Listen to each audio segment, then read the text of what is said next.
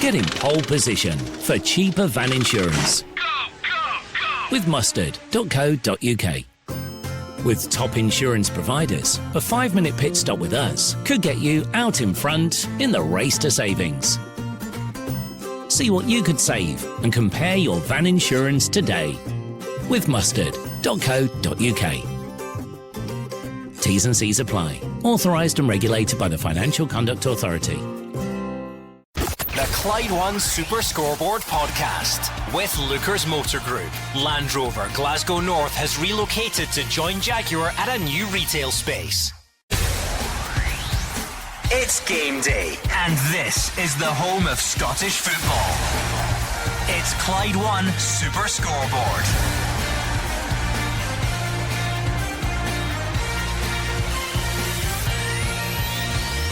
Good afternoon and welcome to Clyde One Super Scoreboard as we welcome in a new Scottish League season. New hopes, new dreams, new pressures and new drama guaranteed.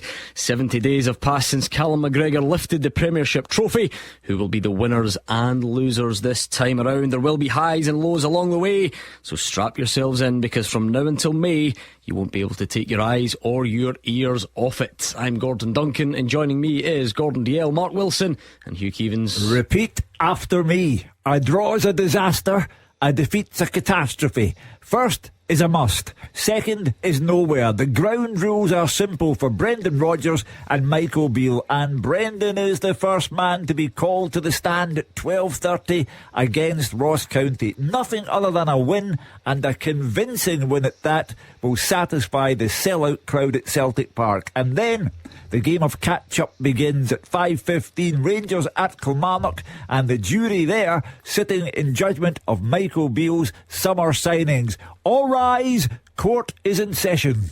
Yeah, it's great to be back. I think we've missed all our Saturdays, our football fix, and it's such an intriguing season ahead. A change at the top at Celtic, but the majority of the squad still remains. With Michael Beale, the majority of the squad has changed, but it's the same manager in charge. Can he get a better tune out of his side this season? And when you look all around the league, it looks like teams have certainly strengthened in what's going to be an exciting season ahead. Yeah, as Matt said there, it's certainly not been a quiet, close season for most teams, especially the big two. And the Rangers tonight are going to Kilmarnock. Celtic opening up the league campaign today against Ross County. Some other great games there. Players, teams just want to hit the ground running. They want 3 points. We are back. Scottish football is back, and the summer will soon become a distant memory. The new Scottish Football League season is here. Yes, we have our faults, but one thing is guaranteed: drama and excitement along the way. A 6-hour special to kick us off here on Clyde One Super Scoreboard. Flag Day at Celtic Park, leading us off with Ross County, the visitors. We've got 3 great fixtures at 3 o'clock in the top flight, followed by Killie Rangers later on, and of course down the leagues. So much intrigue as the new season kicks off. Flag Day at the likes of Dunfermline and Stirling, and can Partick Thistle get promoted, or Queen's Park, and what will be the other big stories in the remainder of the SPFL as well. But it is Premiership focus to kick us off. Flag Day at the home of the champions, and Roger Hannah is there.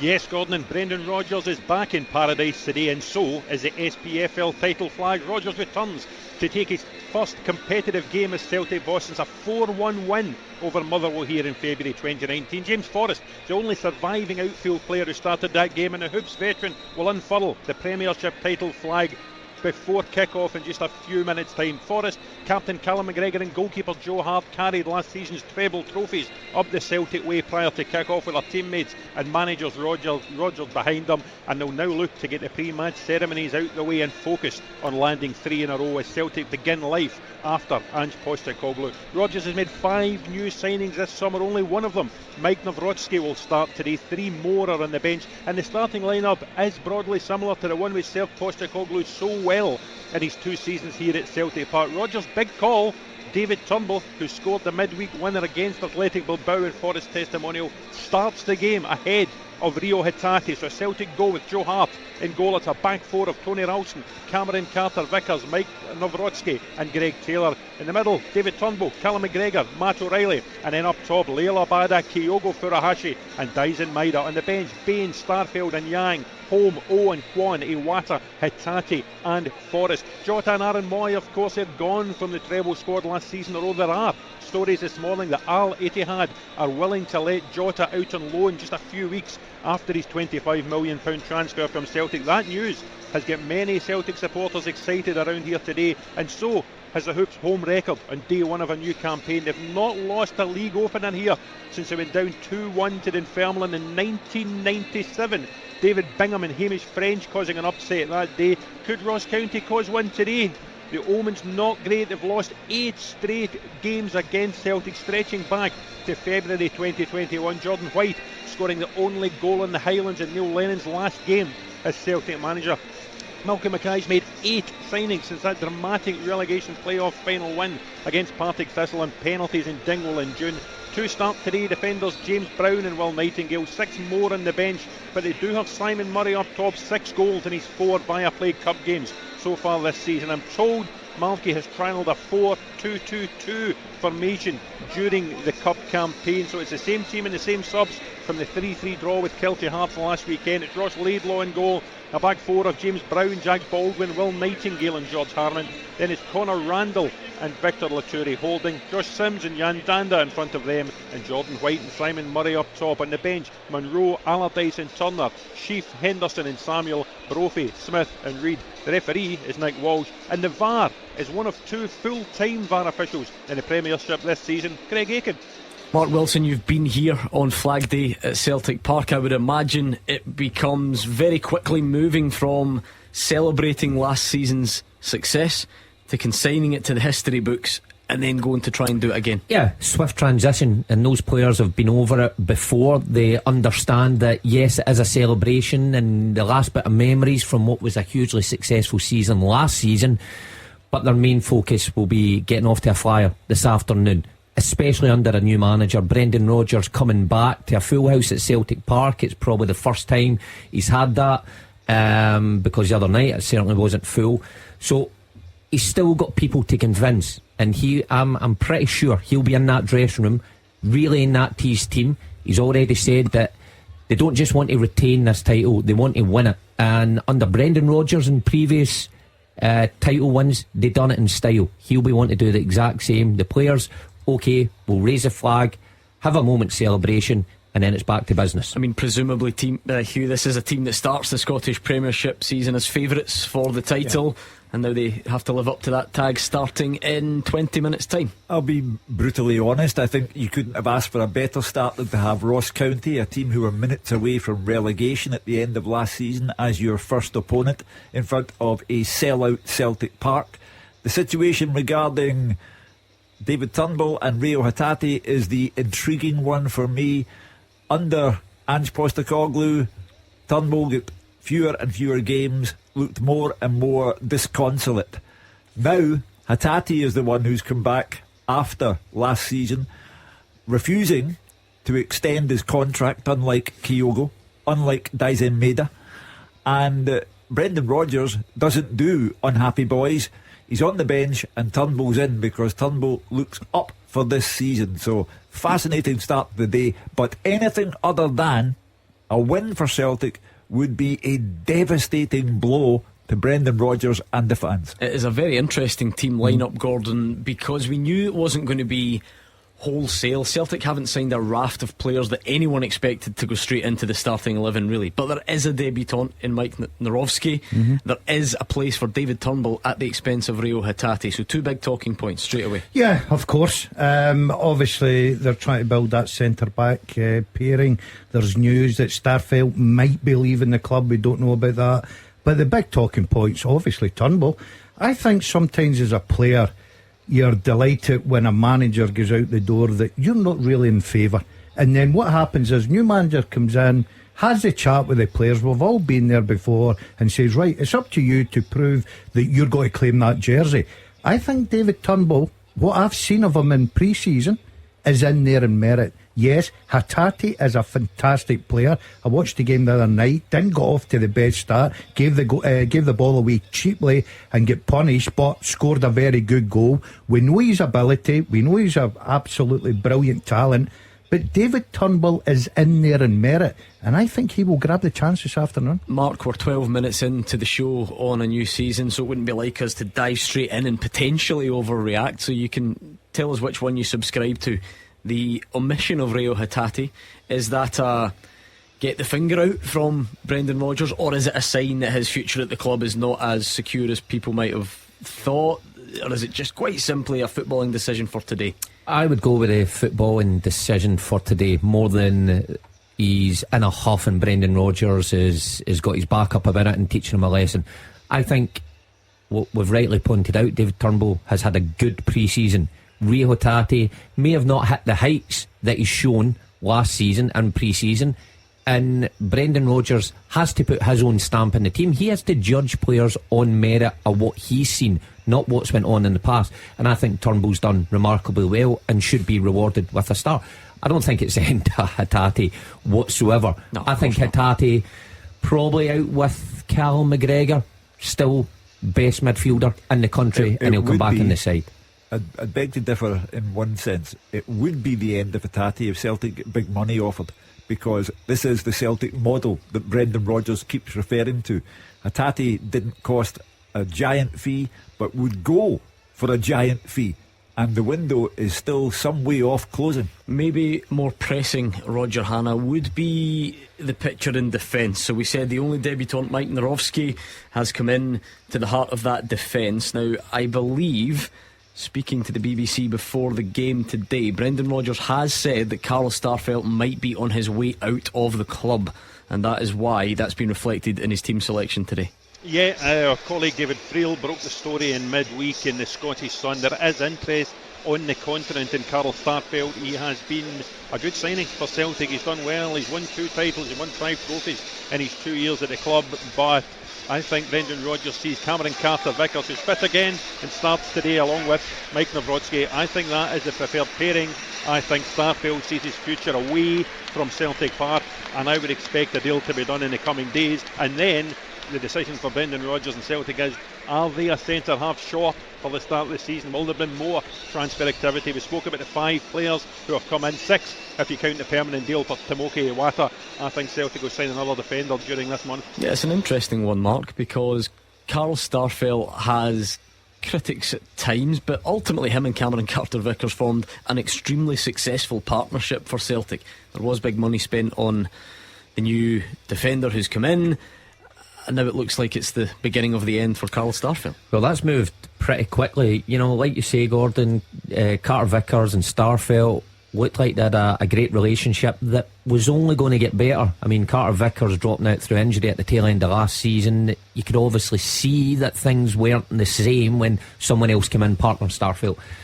So it's an interesting one. Obviously Navrosky coming in for decent money. I thought that would have been in addition to Starfelt staying there, and they were left to battle out who was going to play alongside Carter-Vickers. If Starfelt has to go and they get decent money, then I'm with Roger. I think someone else has to be brought in, because Kobayashi's looks a way off it. Is this a case of Brendan Rodgers? Because we know that if he say, I was a Starfelt fan, I thought he was terrific last year, thought he had a great partnership. If there was one flaw in his game, was when he came out from defence. Yeah. His distribution of the ball was poor, and that was his fault. I think Brendan Rodgers is now thinking, I need better, especially in Europe, coming out and keeping that ball and keeping possession. Centre halves are going to be comfortable stepping in the middle of the park. Also, Gordon, he's a man manager, Brendan Rodgers, and he's constantly talking to people, and he likes what he sees and hears in the case of David Turnbull. And for me, Starfelt, like Hatate, is giving the impression he would rather be somewhere else, and Brendan Rodgers won't have that. So Starfelt, I agree with Roger Hanna. I think it will be done and dusted quickly, and you know the window's got such a long way to go, and Celtic have money, and big money by Scottish standards, so somebody will be brought in. More than one player will be brought in, and another defender will be among them. Having said that, Roger Hanna, I don't know if it's a a psychological condition of football fans or Scottish football fans where you're drawn to the perceived drama and uncertainty. There are a lot of certainties, there are a lot of consistencies that have remained at Celtic. Yes, the manager changed, Aaron Moy retired, it's only really Jota out of that full strength team that's vacated, and there's still a lot there that led to them being convincing champions last season. You look at Callum McGregor, always there, Matt O'Reilly, you look at that front three, Cameron Carter-Vickers is back despite an injury over the close season as well. Yeah, absolutely. And you look at the strength in the Celtic bench. Starfield, for as long as he's at the club, is on the bench here. Iwata, we've touched upon, Hatate, James Forrest is on the bench along with a lot of the summer signings. Yang, Kwon, Holm is on the bench as well with O. There's Haksabanovic still to come back. There's Alistair Johnson still to come back. So, as we said a couple of times in the show through the week, Gordon, it wasn't broken, so it didn't need a lot of fixing. I think Brendan Rodgers has come in. There's a few project signings, players that, to use his word, he wants to develop, and I think that will be the type of signing who comes in to replace Carl Starfield as well. Don't expect Celtic to spend £10 million in a centre half when Starfield goes. Yeah, I mean, that's the thing, Gordon Dalziel. The manager's changed, and that's why there's maybe a bit more fascination as to how this team will play. If we were broadcasting today under Ange Postecoglou, you know exactly what you're getting. He came in here with a bang, with an extremely distinctive style of play, moulded a team in his image, recruited players who fitted it perfectly. So what's going to be really intriguing today is the beginning of how Brendan Rodgers balances it up. Where's his own style? If it's not broken, don't fix it, from last year as well. Yes, there have been friendlies, but again, the team selection's been very, very volatile throughout that period. So, what are you expecting from Celtic today? I don't think Brendan will mix it up too much, Gordon, because the last time he's played it at his own style in all his management career, and you've got to say, apart from that last little bit at Leicester, he's been very successful. He's a manager that likes to be patient. He likes to play the ball round the back. He'll keep the ball as long as possible. It's like a game of chess. He's trying to move players to open up space and then hit them when it's needed. So I think it'll be a patient game. I think the Celtic fans will need to get used to that, because Postecoglou came in right away, inverted full backs. Everybody went, wow, what's going on here? Teams couldn't handle it at the beginning. Two wide men, bags of pace, Kyogo through the middle. So I think Brendan Rodgers will be what I'll call a more patient manager. OK, we're almost there. The Celtic fans, I'm sure, turning up ready for a celebration. It is Flag Day at Celtic Park. It is game 1 of the new Scottish Premiership season, and it kicks off next. And now a word from our podcast sponsor, Lookers Motor Group. They've got Jaguar, Land Rover and Volvo showrooms across Glasgow and the West, so you can find the new or used approved car that's right for you. The Land Rover showrooms can be found in Motherwell, Darnley and the north of Glasgow, with their Jaguar and Volvo showroom found in Hillington. And right now at lookers.co.uk you can browse and shop 24/7, value your part exchange, order and take delivery from the comfort of your own home. Every approved used Jaguar, Land Rover or Volvo comes with a minimum of 12 months warranty, roadside assistance, MOT test warranty, an independent mileage and service history check, software updates and lots more. Check out lookers.co.uk to get your new or used approved Land Rover, Jaguar or Volvo today. Now back to the podcast. Hello, Frank Skinner here. Someone said reading brilliant poetry is like opening a skylight in the top of your head and just feeling the cool, sweet, revitalising air come whooshing in. Okay, it was me. A brand new series of Frank Skinner's poetry podcast, now with added whooshing, starts on Wednesday, August the 2nd. Available from wherever you get your podcasts. The fastest goals, the experts' opinions. This is Clyde One Super Scoreboard. Minutes away from kick-off at Celtic Park as we get ready to kick off another Scottish Premiership season. I know lots of you listening cannot wait. It's been a long summer. It's great that we get the group stages of the League Cup back nice and quickly to give us a football fix, but you can't beat the real thing of league football. I know technically it started last night in Arbroath, but for most teams it is all about Saturday afternoon. Let's go back to Celtic Park, Roger Hannah, because there is some pre-match ceremony to get through before the main event.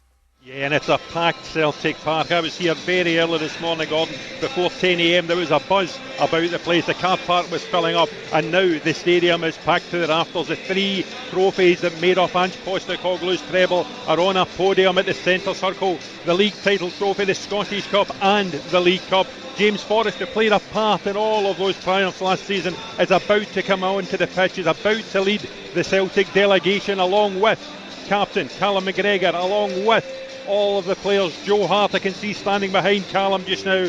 The title flag is about to be unfurled in a matter of moments. It will mark Celtic's 2 in a row triumph under Postecoglou, and it's a triumph that now wants Brendan Rodgers and the team to extend to 3. They are favourites with the bookies to do so. As we said before, they have strengthened from the side that won a domestic clean sweep last season. Jack Baldwin currently leading out the Ross County side. They will provide a guard of honour for the champions. They have a new look themselves. 2 new players starting. I can see Will Nightingale and James Brown, the 2 debutants, coming out onto the Celtic Park turf.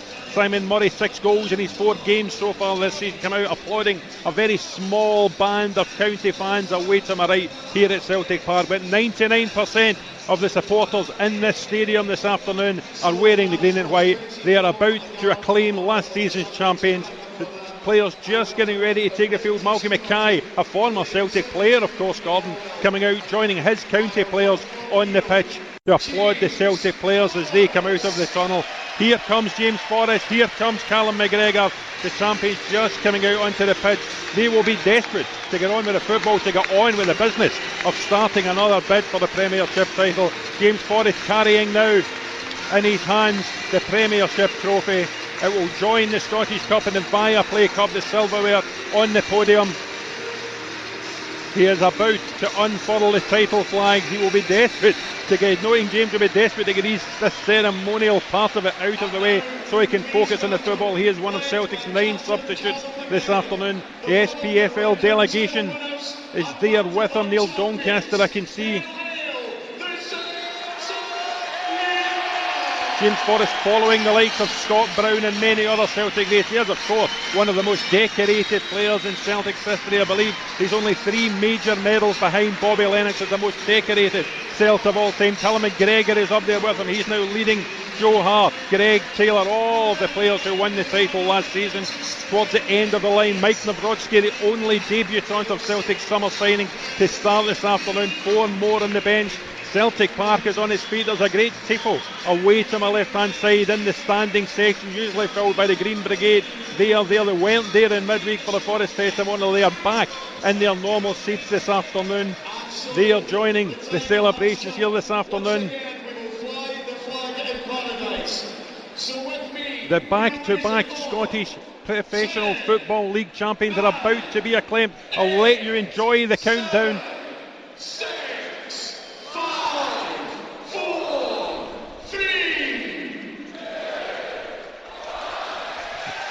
The 2022-23 SPFL champions have been acclaimed. The fireworks go off at Celtic Park. James Forrest leads the ceremonies here this afternoon. He now steps down from the podium. Celtic will just want to get on with it now. They'll want to form the huddle. They'll want to get started. Neil Doncaster coming off the pitch with Celtic chairman Peter Lawwell and Forrest. Referee Nick Walsh and his 2 assistants coming on now to get things moving at last this afternoon. Jack Baldwin and Callum McGregor just ready for the start.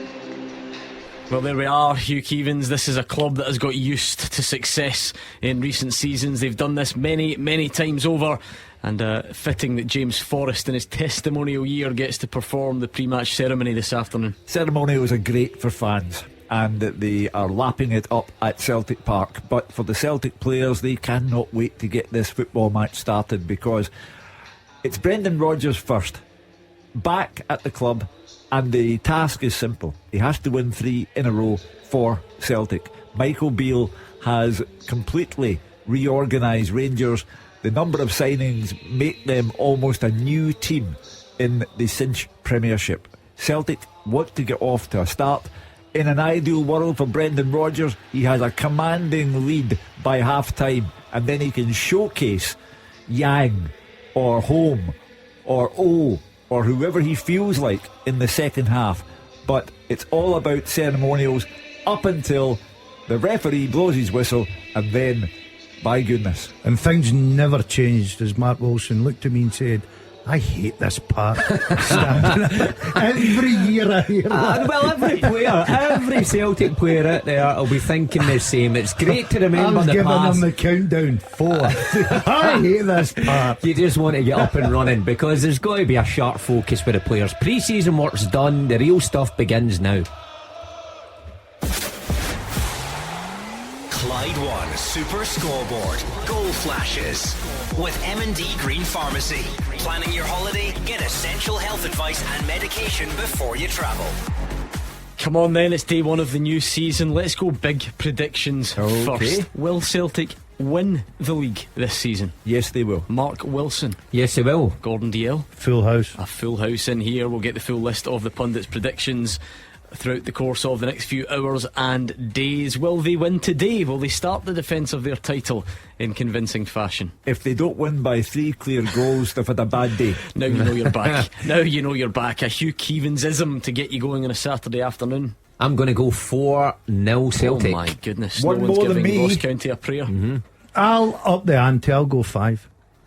I think there's bags of goals in This this. makes me the voice of reason, Gordon Duncan. And that worries me a lot. Sorry, Malky Mackay, who won't be listening as Ross County going on goal in the first 5 seconds.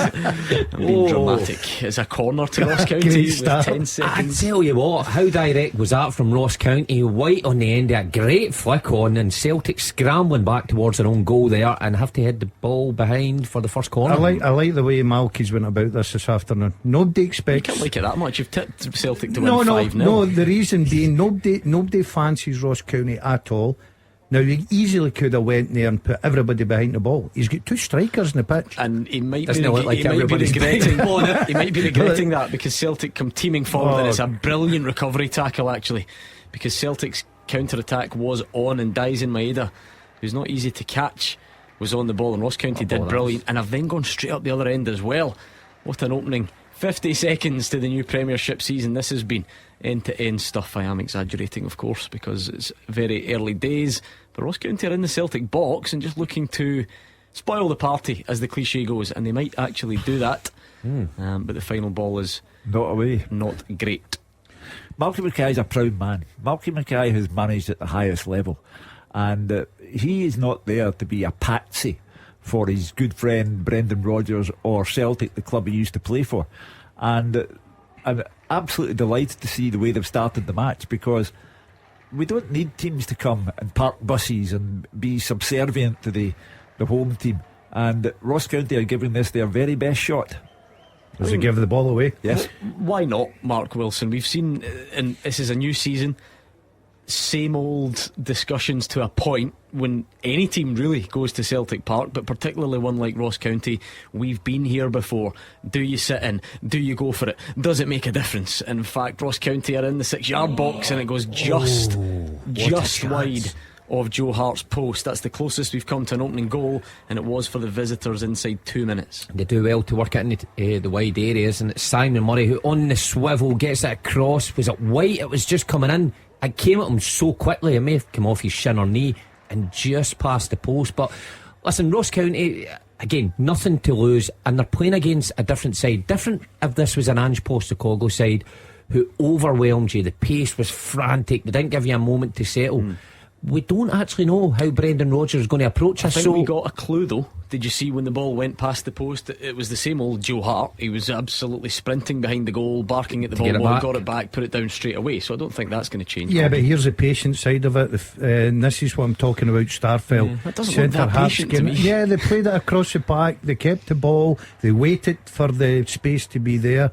It's a good pace to the game, I've got to say. Real good pace to the game. Look, they're not frightened to come back the way, come round the other way. That's the way Brendan Rodgers played his but first let's spell. not kid ourselves. It's not like Ange Postecoglou's team never passed it sideways ever. No, you have to do that at some point. But I would Only 3 minutes in. I would say throughout this season, if you count them, I'm not going to Postecoglou's team would have probably passed the ball more forward than what Brendan Rodgers will. This is the quickest snap judgment I've ever. Yeah. 3 minutes in. Start counting them. Get the clicker out and count the passes from day one.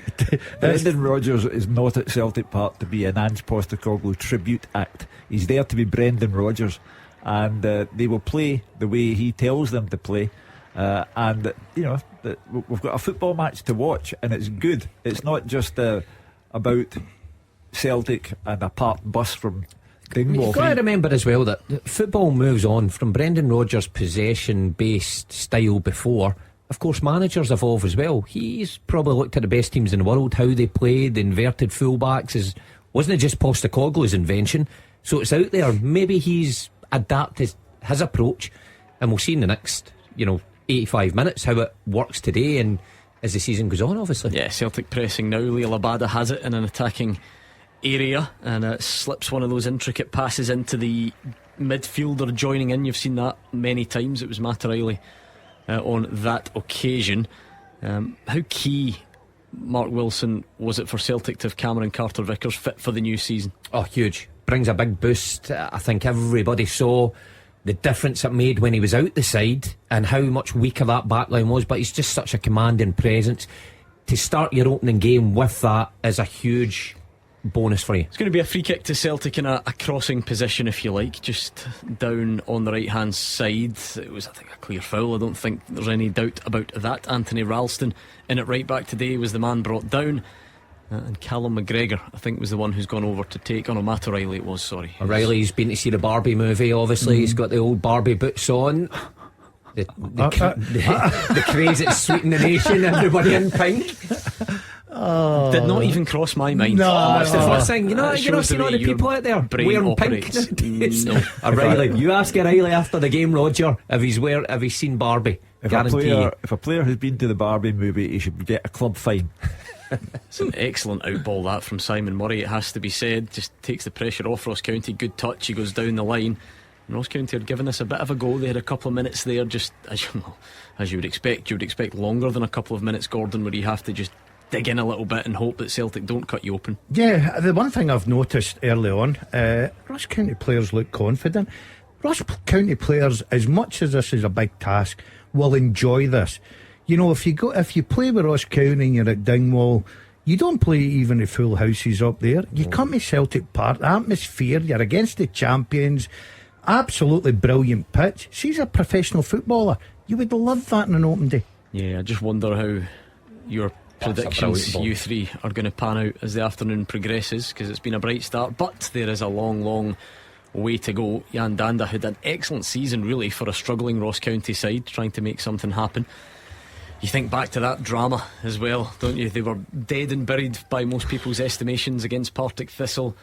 What a way to survive. And I spoke to Malcolm Mackay during the summer, Mark, and it's funny because in many ways that brings about more of a feel-good factor around the club than just a boring, drab 9th or 10th place finish. Yeah. You don't want to finish 11th. You don't want to nearly get relegated. But once you survive it, all of a sudden there's a bit of a feel-good factor. And I think Malky said that had been reflected in ticket sales and so on over the summer. Of course, because if you go into that game with Thistle and batter them, everybody expects you to batter them, but you're reflecting on what's been a poor season. To put you in that position, if you are facing relegation, well, they were relegated, it looked so unlikely, and then you get something miraculous like that. Of course it has an effect on the squad that's left behind for the new season and the fan base. But I've got to say, 7.5 minutes in here, I know we're very early into the game, but they're looking decent. Simon Murray started well, Brown started well down that right hand side, Danda as well, looking good. Don't forget, it is your usual Saturday afternoon. I know you've been out the habit for a few weeks, but we are here all afternoon at Clyde SSB if you want to stay in touch on Twitter.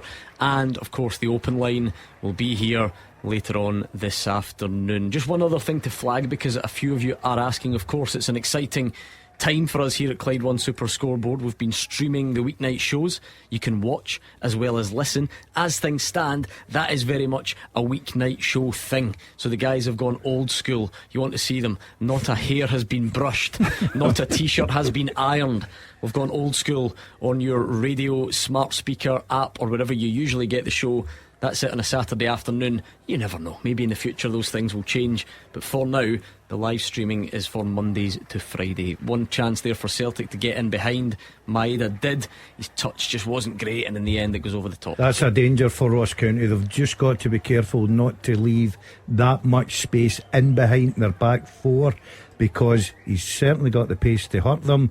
Fortunately there for Ross County, it was a bad touch and they got away with one. Good ball from Nawrocki though, coming out through the back unopposed. He's certainly got that in his locker, just to dink one over the top. Better touch from Maeda and he would have been in. Yeah, because Maeda possibly should have done better. Is that fair? Yeah. You would expect. Difficult and he's been in good form, I think, in the pre-season games, what I've seen of him. Obviously he's playing down that left hand side. As I say, you've got to just make sure you drop off your time and drop off. Don't give him that space, because his pace will absolutely kill you. Maybe the mark of a man who's slightly over ambitious. He's had such a good close season, he thinks he can score from anywhere. Maybe the mark of a man who's heard that Hugh Keevins tipped him to be player of the year and is absolutely devastated at the What's so funny about that? If he's no, it's just that you've put the jinx on him. Well, no, early days yet. I like your style, Hugh. Yeah, Get it wrong we'll early. do the full set of predictions as the show progresses, but just a flavour. They've all taken Celtic to win the league. Not all of the pundits on the show have, though. I can tell you that much. So we'll see as the afternoon goes on, and then we'll bring in the other guys and have a bit of fun at their expense, because they were hopeless at them last season.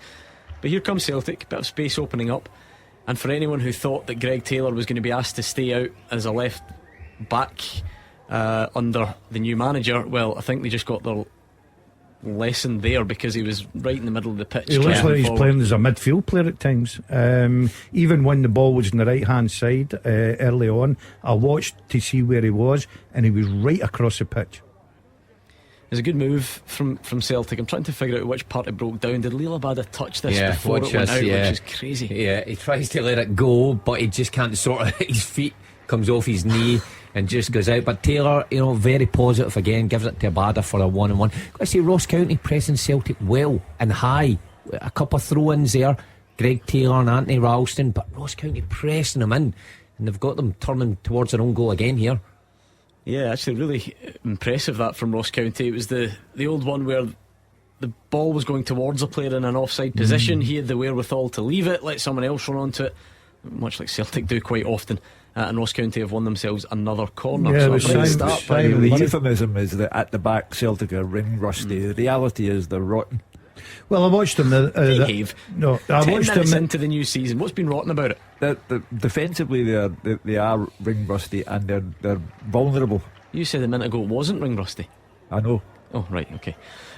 Celtic do clear the corner, and again you can see what they're looking to do, just spring forward, but Kyogo very ambitious. Yeah. They try to play a left-footed over the top pass while on the half turn. Difficult. Ross County sighted goal, and it's a great block from Cameron Carter-Vickers. Don't know how much he knew about it, but Ross County certainly coming closest to scoring already this afternoon. The reaction in Murray there when he cuts in, he's taking Ralston there. Ralston's thinking he's going down the line, cuts on his right foot, he's trying to curl that. I would have expected Joe Hart to save that. How's your 5-0 looking? It's not looking too good. It's only 11 minutes gone. Once the first one goes in, you know what like as dominoes. Series of corners from Ross County early on, and Jan Danda's delivery is excellent, but a bit too close maybe in the end to Kyogo.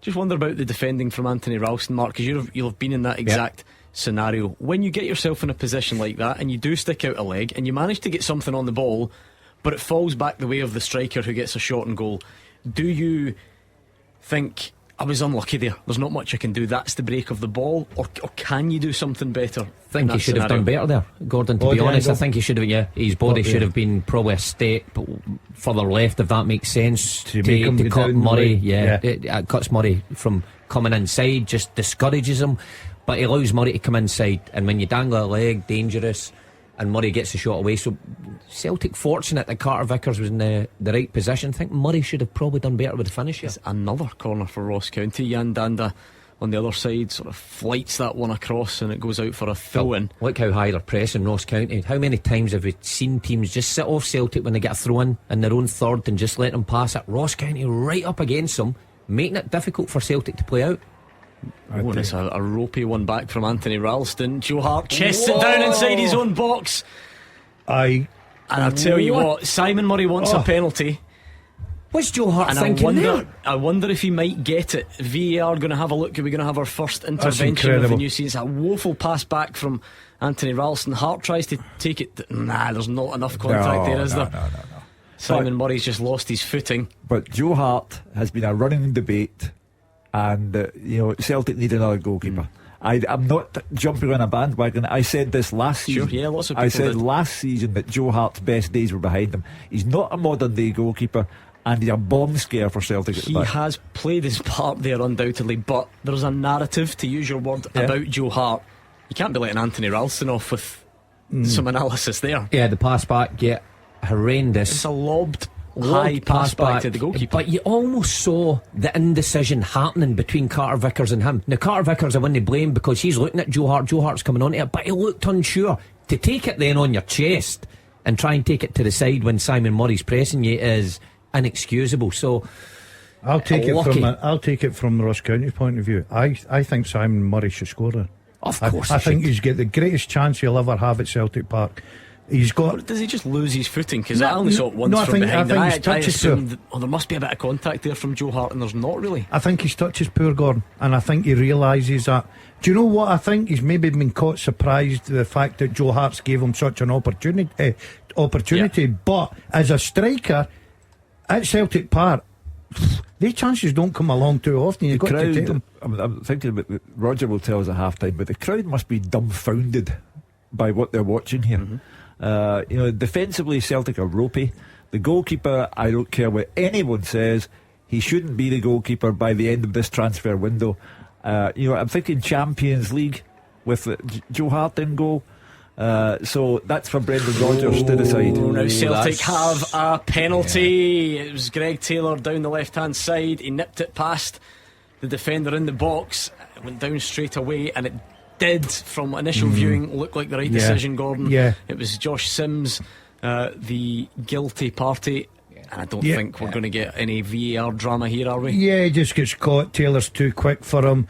It's a definitely penalty kick for me. Well done. I think Taylor started very brightly, I've got to say. He was very sharp on it there. Sims puts a leg out. It's a definite penalty kick. Just chatting about it the other end there, dangling a leg is always dangerous, and when you've got somebody like Taylor that's alive, he nicks it. Here's one for you. David Turnbull in the team today has taken penalties for Celtic in the past, and he's going to step up and try and open the scoring. And what a big statement this would be for him. Yeah, I like that. Beginning of a new season, starting the season, putting his stamp on it. Needs to score, of course, but it's a big ask. Ross Laidlaw in goal, of course, had penalty shootout drama at the end of last season, didn't he, to keep Ross County in the division. Looks a bit nervous, and I would be as well, but Turnbull is a great striker of the ball. He's a great striker of the ball. This ball's going in the back of net. Yeah, no Hatate, and no, of course, there was like Giacomakis and Juranovic took them last season at the start of the campaign, and so on. Up he steps. Goal flashes with M&D Green Pharmacy. And we have our first goal of the new Scottish Premiership season. It comes from the right boot of David Turnbull from the penalty spot. A first press of the goal flash button for us in here on a Saturday, and the champions are up and running. A cool penalty. Mark Wilson strokes it into the bottom corner. Ross Laidlaw goes the wrong way. Celtic and David Turnbull are up and running. Yeah, don't think there was much doubt about it. Daz had said they are a great striker of the ball from outside the box, but shown there from the penalty spot he can do it also. So a great start for Celtic, great start for Turnbull personally, because he's got a point to prove. Brendan Rodgers has shown him faith by putting him in the team ahead of Hatate, and what a start that is for him. Immediate vindication of the manager's decision to bench Hatate and to blood David Turnbull. Beautifully taken penalty. Now there is in an instant the chance for Celtic to calm down now. They've had 15 opening minutes where they have been all over the place, and very, very lucky not to be punished for Joe Hart dithering at the back. And that's the challenge, isn't it, for Ross County and all these other teams. It must be so demoralising. Here comes Celtic again. I'll hold on to that thought. Ross County could not have performed better, really, Hugh, in that opening period. It's a split second lapse in concentration. You give a penalty away, you find yourselves behind. Well, it's now interesting in two respects. How do Ross County react to that body blow, and do Celtic take the helping hand that they've been given. The penalty, undeniable, but it calms everyone down, and Celtic have to build on that. The first 15 minutes, I said earlier, the crowd must have been dumbfounded by what they were watching, but now they've got their noses in front and it's up to Celtic. I don't think Ross County will change in any way, Hugh, because it's down to a bad judgment of error. He's dangled a leg out there, Taylor's too quick, penalty kick, Turnbull sticks it away. Up until that point, Ross County have been absolutely terrific, so they just need to be careful, make sure they play the same way, same concentration, because you don't want to lose another quick one, and that would really put the game to bed. And when you think, Mark Wilson, not only has Turnbull taken Hatate's place in the team, Hatate probably would have taken the penalty as well if he was on the pitch, so you get that added responsibility, I guess, for David Turnbull this afternoon, and he made no mistake. Can you remember, has Kyogo touched the ball yet? Yeah, there was that one ropey pass. Tried the pass. But that's when he's dangerous, Hugh. That's when he's most dangerous. You think, I've got him, he's not touched the ball, and all of a sudden the ball will be in the back end. You know, Turnbull was an interesting one. As good at a pre-season as he's had. I listened to Brendan Rodgers' comments the other day when someone asked him about him, what he has to do more, and he says he just needs to keep working and keep the head down. The amount of times I've heard that as a player chapping a manager's door and saying, why am I not playing? And it's just a stock answer that you get, keep the head down, keep working. I didn't for a second think he would be put straight into the side this afternoon, so fair play to Brendan Rodgers for rewarding him. He must be feeling 10 feet tall right now. Why am I in the second team? Because I've not got a third. Yeah, exactly. We've been there before. To use the great Glasgow expression, David Turnbull's face was tripping him in the final months of Ange Postecoglou's time as manager at Celtic, and now all of a sudden he's got a manager who has implicit belief in him.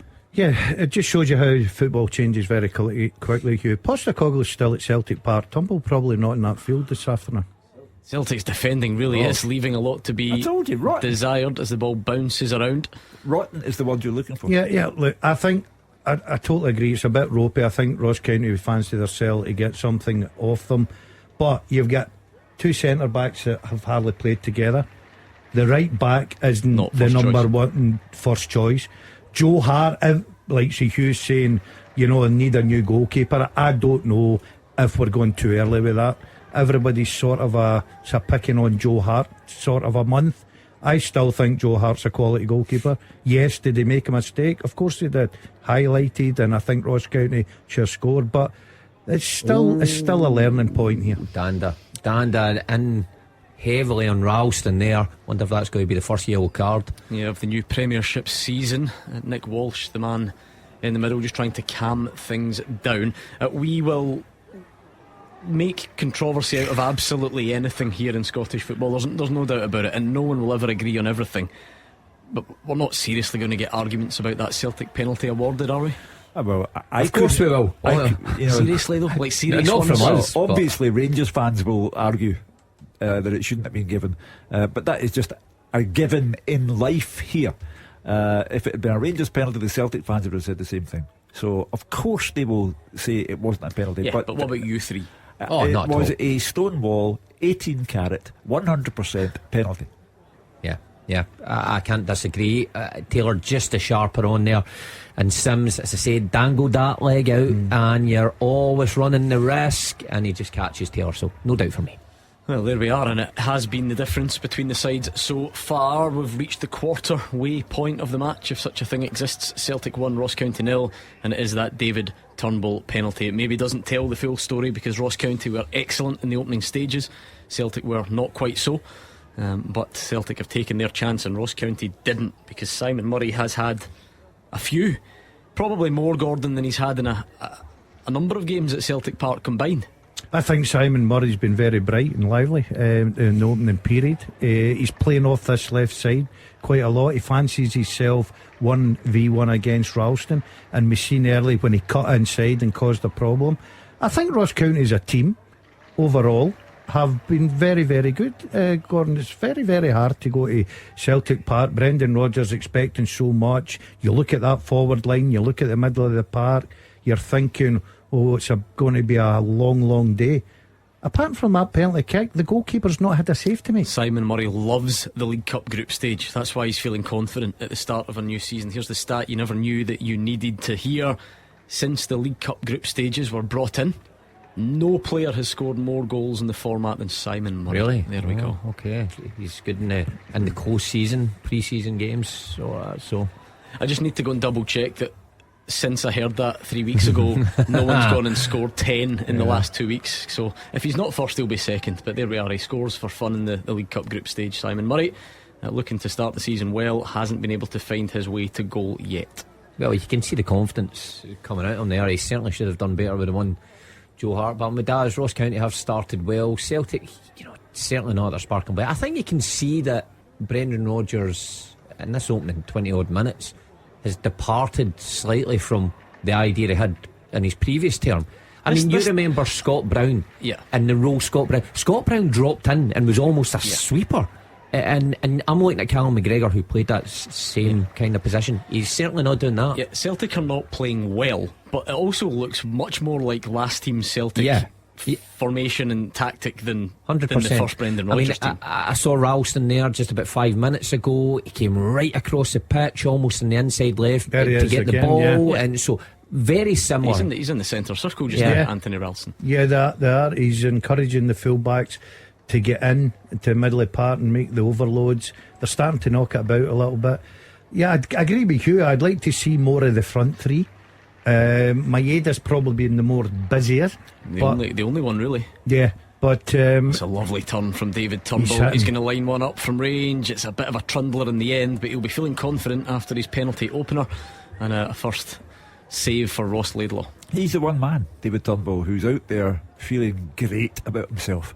He's got the goal, he's got the belief that the manager has in him, and he's willing to try anything because confidence is coursing through his body. Even a low in confidence, David Turnbull shoots from there all the time, doesn't he? And he's actually he's won a great header to Leila Bada, who finds Kyogo. There you go. And you know the outcome when he gets involved. Goal flashes with M&D Green Pharmacy. Good goal, this one from Celtic. It was up to David Turnbull. He flicked it on with the head, found Abada, he found Kyogo, and well, you know the rest. The Scottish Player of the Year last season, the Scottish Premiership's top scorer. He's picked up where he left off, and with 26 gone, it's Celtic 2, Ross County 0. Game has turned on its head. I said in an ideal world for Brendan Rodgers, he gets a commanding lead by half time and then showcases the talent that he has on the bench in the second half. Another goal for Celtic before half time, and that is the game over, and you can wait for the showcase. What did I say about Kyogo? He's most dangerous when you don't see him. But I've got to say, the centre half of Ross County is disgraceful. But Turnbull goes up there, great flick on, Abada gets his head up early, knows where Kyogo is, and the rest is history. It's a good finish as well, because Abada's fired that across. It's on the bounce. I didn't think he was going to take it first time, and he certainly knows where the goal is. Terrific goal from a Celtic point of view. They're off to a flyer now. Hugh, how's my 5 looking now? The answer to that is less than halfway there, with more than half of the game to go. Well, that's a body, but it's a body blow for Ross County. They've started so well, but you've got to concentrate every single second, every minute. The centre half goes there to try and win a ball. He's never won it, never in a million years. Turnbull, very clever, flicks it on. All of a sudden, they're in trouble and they get punished. Jack Baldwin just looked caught in, I was going to say 2 minds, Mark, but if it can be more than that, I'm trying to imagine a scenario where he has to come in and challenge David Turnbull aerially in that position. And it's almost, in a sense, it's quite good awareness from Turnbull. He must know, because he's able just to flick it into that area. As a player like Turnbull in that position, you know your favourite. You know all you have to do is get the slightest touch. What I was looking at was at Randall, who was so far behind Abada. It was incredible, and he had all the space in the world. So they got lots wrong, Ross County, on that occasion. They got punished for it. Here is Maeda looking to cause some trouble down the left-hand side, but County do have men back, and this will be a key period for them, Gordon, because we said it after the first goal. You've gone from arguably the brightest start that anyone could have imagined from Ross County to being 2-0 down before the half-hour mark. Yeah, they'll feel deflated just now. They've got to pick themselves up. This could turn in. We're praising Ross County for the first 15 minutes, the way they started. They were energetic, they were at Celtic, they were causing problems. They could go out to Celtic Park what they're doing tonight if they don't watch what they're doing. So they just need to be careful, settle everything down. Why do they keep passing the ball back to Joe Hart? Again though, that's Callum McGregor's fault, that one. That's a terrible pass from Callum McGregor. It's easy to get fascinated with one subject and stick on it.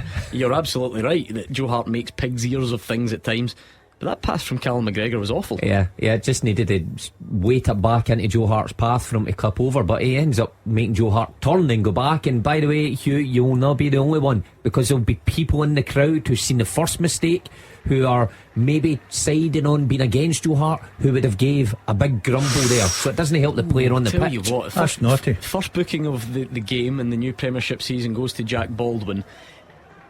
It's partially taking one for the team because he knows Kyogo's away from him, but at the same time, Gordon, he's sort of raked his studs on the Achilles of Kyogo. They're not great, those ones, are they? I think no, they're not, and you can tell by the way Kyogo's limping there that they are sore. We've all been there. I think that's frustration from the Ross County captain, because there is actually a VAR check here for a red card for Jack Baldwin. He'll be lucky to get away with it. It was a sore one. See, I don't think frustration is an allowable argument. You can be frustrated, but that's endangering an opponent. Your level of frustration is neither here nor there. We've seen it before, that kind of stopping the promising attack. You can trip a player in those scenarios and people say, well done, good foul. But once you go and put your studs on the back of the Achilles, it could be a bit difficult. Baldwin's trying to plead his innocence to Kyogo, who's having none of it. Play on, so no red card. It obviously doesn't fit the full criteria in the eyes of the officials. I mean, we spend our season second guessing these things. It didn't have it wasn't particularly forceful, Gordon, although I'm sure it felt forceful for Kyogo, but you know what I mean, it wasn't. Maybe that's the saving when grace. you look back at it, I think the referee, it's the right decision. I think the referee's got off to a good start. I'm going to back them this year. Good 30 minutes in. Good 30 minutes for Walshy. Perhaps more significantly on that occasion for Greg Aitken, who's one of the two full-time VAR officials now. So he's in the VAR room today. Was that good job? Good job. Just sitting in the office. Just sitting in a wee van. Pressure though. You'd get the recliner in, wouldn't you? You would die. You'd see the removal truck coming in day one. What are they unloading? The recliner. I was back along at Clydesdale House again this week for a VAR briefing, like many members of the media were, and I suppose that would be the one. Probably there'll be a lot of misconceptions, but that would be the main one. It looks intense. Is he sitting there? I think is it 9 screens in front of them? It looks. I can imagine it being quite stressful. You obviously would sit there with your packet of custard creams and your feet on the desk. Pig mix. That's not really the way it works. It's a tough job. Under scrutiny all times. Those VAR refs. It's quite simple. In Scotland, fans don't believe that VAR is worth the bother. They don't believe it does its job, and of course they're wrong. But this is the problem that the SFA have, that they're just in a country where arguing is a way of life. And also, sorry to pour water on the theory, because I agree with part of it. It's the same everywhere. Of course. Every time I turn on English football or whatever. So anyway, will be a long season of this stuff, I'm absolutely sure. Did I read in English football? Are they introducing the added on time that we saw at the World Cup? Are we doing it as well? We could be in for a long shift. Roger Hanna's there till midnight tonight. Right, time added on for goal celebrations is the main avenue for it. So it's in an attempt to get the ball in play time up. So will we get it at each half, or is it accumulate to the 90? It'll be in each half. Gordon, see, next year got to take him with you, rather than just explain it to him every year. I must have missed that. The Scottish players. Did that? I thought it was only England, but no. And the way that they're going to try and manage that, because obviously you don't want to just add on 15 minutes to every game. So each club is now required to adopt the multi-ball system that Celtic and Rangers and some of the bigger stadiums already use. But now every team in the division has to do it. So they have to have. How many balls? It's either 8 or 10. I think it might be 10. It's 8 or 10 round the outside, and they have been instructed to return them quickly to both teams, and don't just pick the home team or do it when it suits you. It's a wee bit unfair on the ball boy. Well, you remember last season there was actually a point, I think it was an Old Firm game actually, where the referee went and spoke to the match commander and That's said, right. get the ball boys told. That's and right, boy so girls. he did. Yeah. Who'd you have done in your heyday? that's Motherwell are 1-1-0. You get the ball under the advertising. Oh yeah, and pretend you'd have you can't taken get one out. for a team. But we didn't have multi-ball back then in my You'd day. only one ball, didn't you? We could When you take went to a liberties. broth and you had to over the stand, you had to stand there and wait till they come back. We'll wait for the tide coming in. Wee boy out in a boat. Corner Celtic, and it just about hacked clear by Ross County, who, to state the obvious, I'm going to be full of these obvious statements this season. They will really need to try and get in at least, at best mark in this scenario going into the break. They will. I've been there before, with Dundee United, and you're trying to hold out, but it's not easy when Celtic get their tails up and you can see they're moving the ball a lot better now, a lot more confident. It's going to be a long, what have we got, 10 minutes, something like 12 minutes to go to half time. They need to dig in. They don't want to take a real battering here in the first half, on the first day of the season. It depends how long David Turnbull and Kyogo's goal celebrations were, of course, but I don't think there was anything over the top.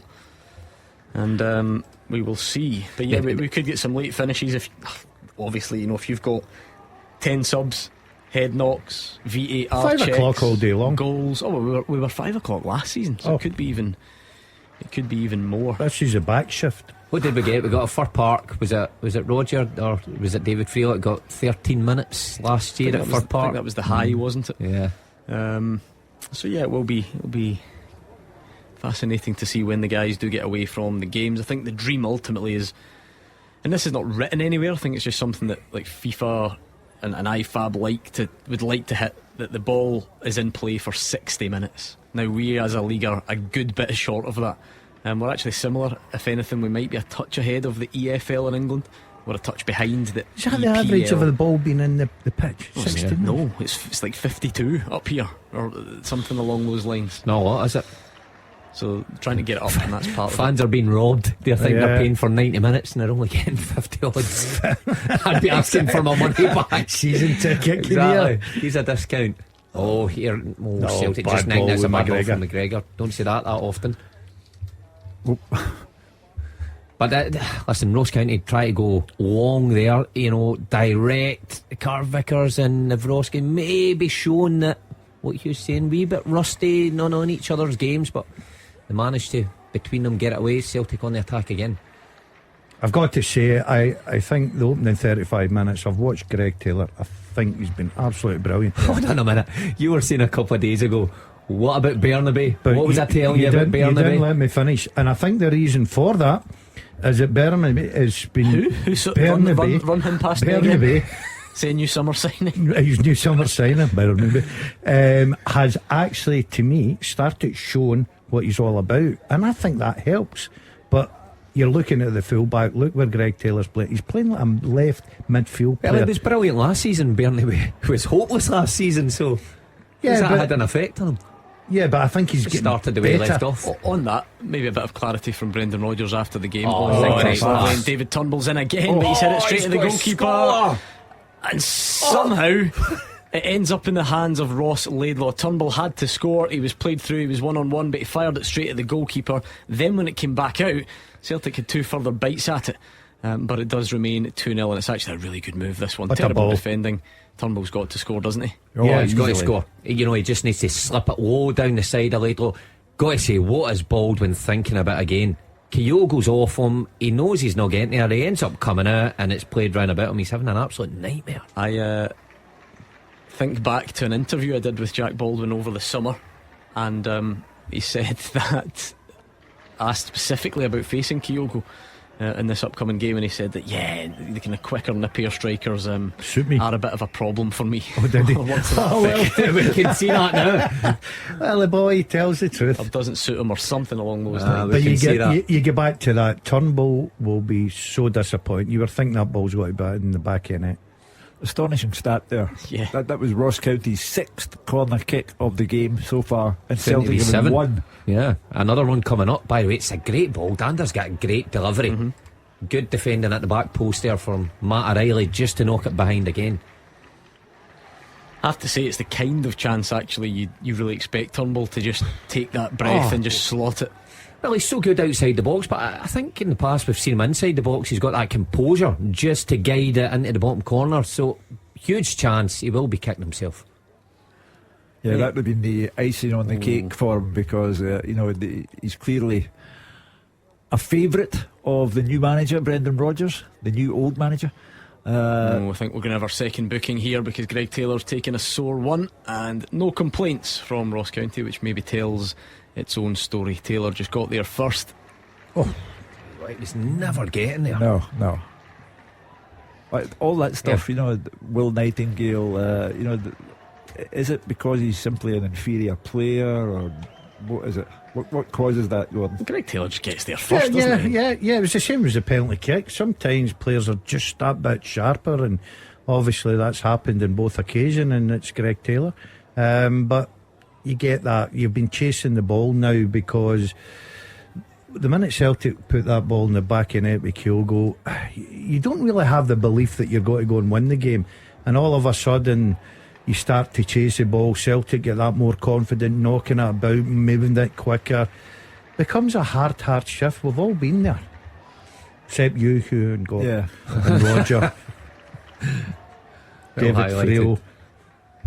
I'm looking forward to getting the top team round the grounds later this afternoon. There's a lot of good fixtures to kick us off, and I'm not ignoring last night's curtain raiser in the Championship, and especially not in Mark Wilson's company. A great win for your former team. Delighted, and I hope they continue that form. And see, when you look at the players Dundee United have got, you'd expect them to win that league, but Louis Moult inspired. Yeah, did you tip to win the championship? Don't you worry.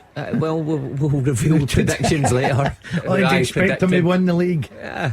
I tell you what, I'm not having that strip. Back in my Dundee United first term, we had a green strip. I think I remember that. It was disgusting. What was the sponsor on that? That'll bring Morning, it back noon to and me. night. Yeah, that's right. Yeah. You're taking me back. Yeah, that was horrible. Anyway, and probably not the most pressing issue this morning for Dundee United fans, though. But they'll be delighted. I mean, big crowd there last night. Good crowd. Over 5,000. Yeah, good away support. 5,500. What was it? Fantastic. Three assists and a goal for Louis Moult. It's not bad, Hugh. He played well. It's the kind of start that Jim Goodwin desperately needed, because he had been unconvincing at the end of last season. They're relegated, but the loyalty that fans show is incredible. To go away Friday night, first game, and literally thousands go with you. I applaud every Dundee United fan who was there. Yeah, and that's why it's important to get off to a start like that, because then that carries on to their next away game. Obviously Arbroath, it's a bit of a kind of derby, close proximity, but if your team's winning in that fashion, then of course you're going to be more inclined to follow them around the country. So big one for Jim Goodwin's side. Chance. And it's in the back of the net again, and it's that man, David Turnbull. Goal flashes with M&D Green Pharmacy. He's on a hat-trick. It's a second for David Turnbull and a third for Celtic. Celtic 3, Ross County 0, 4 minutes before the break. He scored a penalty. He missed a gilt-edged chance, but he makes no mistake there, and it's not brilliant defending from Ross County. They don't clear their lines. Great link-up though from Kyogo, and then I think is it Matt O'Reilly? Yeah. Now they're going to check to see if the ball's gone out of play. He stands it up to the back post, and Turnbull does everything right. He hits the ball down, it skips up off the turf and goes into the back of the net. Bearing in mind the whole ball has to be out. If it's touching the line at all, then that goal's going to stand. So I suspect Mark Wilson. Listen, regardless if it gets chopped up, Matt O'Reilly's ball is terrific. Any attack midfielder like Turnbull or striker going into that back post will tell you it's exactly what you want. It's hard to do. Just dink it up there and allow Turnbull to attack it. No goal doubt stands. about it. Goal stands, and on we go. I love it 3-0 as to well. Celtic. I love the fact the goalkeeper runs into the back of the net to save it. I liked it. I liked that. That must be the new. You know, modern it's the day quality of the coaching. ball from O'Reilly though, because the goalkeepers obviously think he's going to cut it back. He's set when it's dinked up, but Turnbull, composure at the back post again. Put it down into the. How's your 5 looking? How's my 5 looking? I want to add to that. It's looking not bad for you. Your 5's looking like 6 at the moment. And David Turnbull does have a Celtic hat-trick to his name already, doesn't he? Yep. So he could be looking to add a second. They should be on one already. Yeah, really, but he's got 2. Add to that a goal from Kyogo, as you might expect, and Celtic are cruising. But I mean, a big day. I'll not be lost in him how big a day it was for him to kind of re-energise, rejuvenate his Celtic career. Looked like he could have been getting out the door because of lack of game time. Given the opportunity in day one, He scored 2, should have been 3, brimming with confidence. Say he had to come in today and play under par and had his own by the hour mark. You know, that's how important the start of the game was for Turnbull today. Oh, by the way, what a turn that is from Jan Dander. By the way, he's a good player, this boy. Really good last season, good feet. Good delivery, great penalties last season. Yeah. You see his penalties. He's Really one of them impressed with him. decides that he wants to rip the net off every penalty he takes.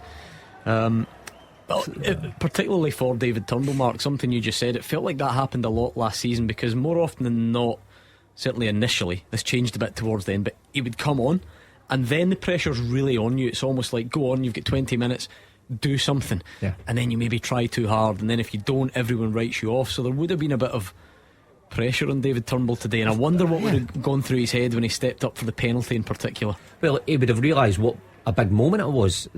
That's how these kind of sliding doors moments can work. He misses that penalty, he's maybe a bit downtrodden, and he's up against it again. He tucks it away, brimming with confidence. He scores a second, and now he's a man with a jersey to give away. Hatate needs to look on and bide his time. Do you know the small difference that I've noticed in the first half with Kyogo? The how deep he's coming, and it's causing the centre halves problems, because already Taylor's in there. You've got 3 midfield.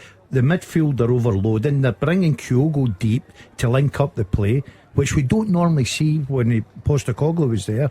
And all of a sudden the centre halves don't know whether they go or stay. Turnbull and midfield players are making runs and causing so many problems. Centre halves here don't know what day of the week it is for Ross County. They are all over the place, especially Baldwin. I know he doesn't like playing against the quicker strikers, but even when he comes deep, he doesn't know where to go or stay, and he stand his ground. Yeah, named captain of Ross County during the summer was Jack Baldwin, a role he had performed in the past, but it's an official club captain role now. 3 minutes to be added at the end of the first half. Well, I think we're already in a position where Celtic have a commanding lead that enables Brendan Rodgers to think about bringing on whether it's Yang or O, but Home.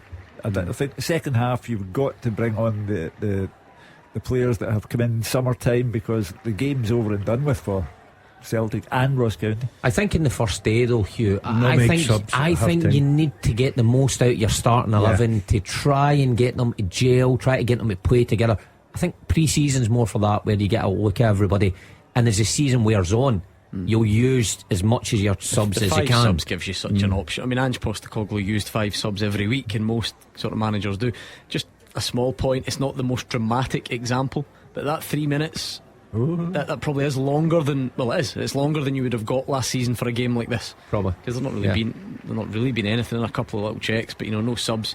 So obviously the 3 goal celebrations have been added up, and I don't think they were overly long, but they've been added up and so contributing to the 3 minutes. Does someone literally put a time on the celebrations, the length of the celebrations? Well, a stopwatch? Well, much like it's just a continuation, I suppose, of what's happened for, since added time was invented, I guess. But the goal celebrations have now to be added on, and that's something that the assistant VAR, I think, keeps a bit of a note of as well, back in the VAR room. So 3 minutes added here. We've played 1.5, and Celtic will be happy going into the break. It maybe didn't look that way after 15 minutes or so. Well, that now looks like a mirage. The first 15 minutes now look like a mirage, because the half hour that followed, Celtic just overran Ross County. The start was the kind of start that you'd expect a team perhaps to have day one, and a team that was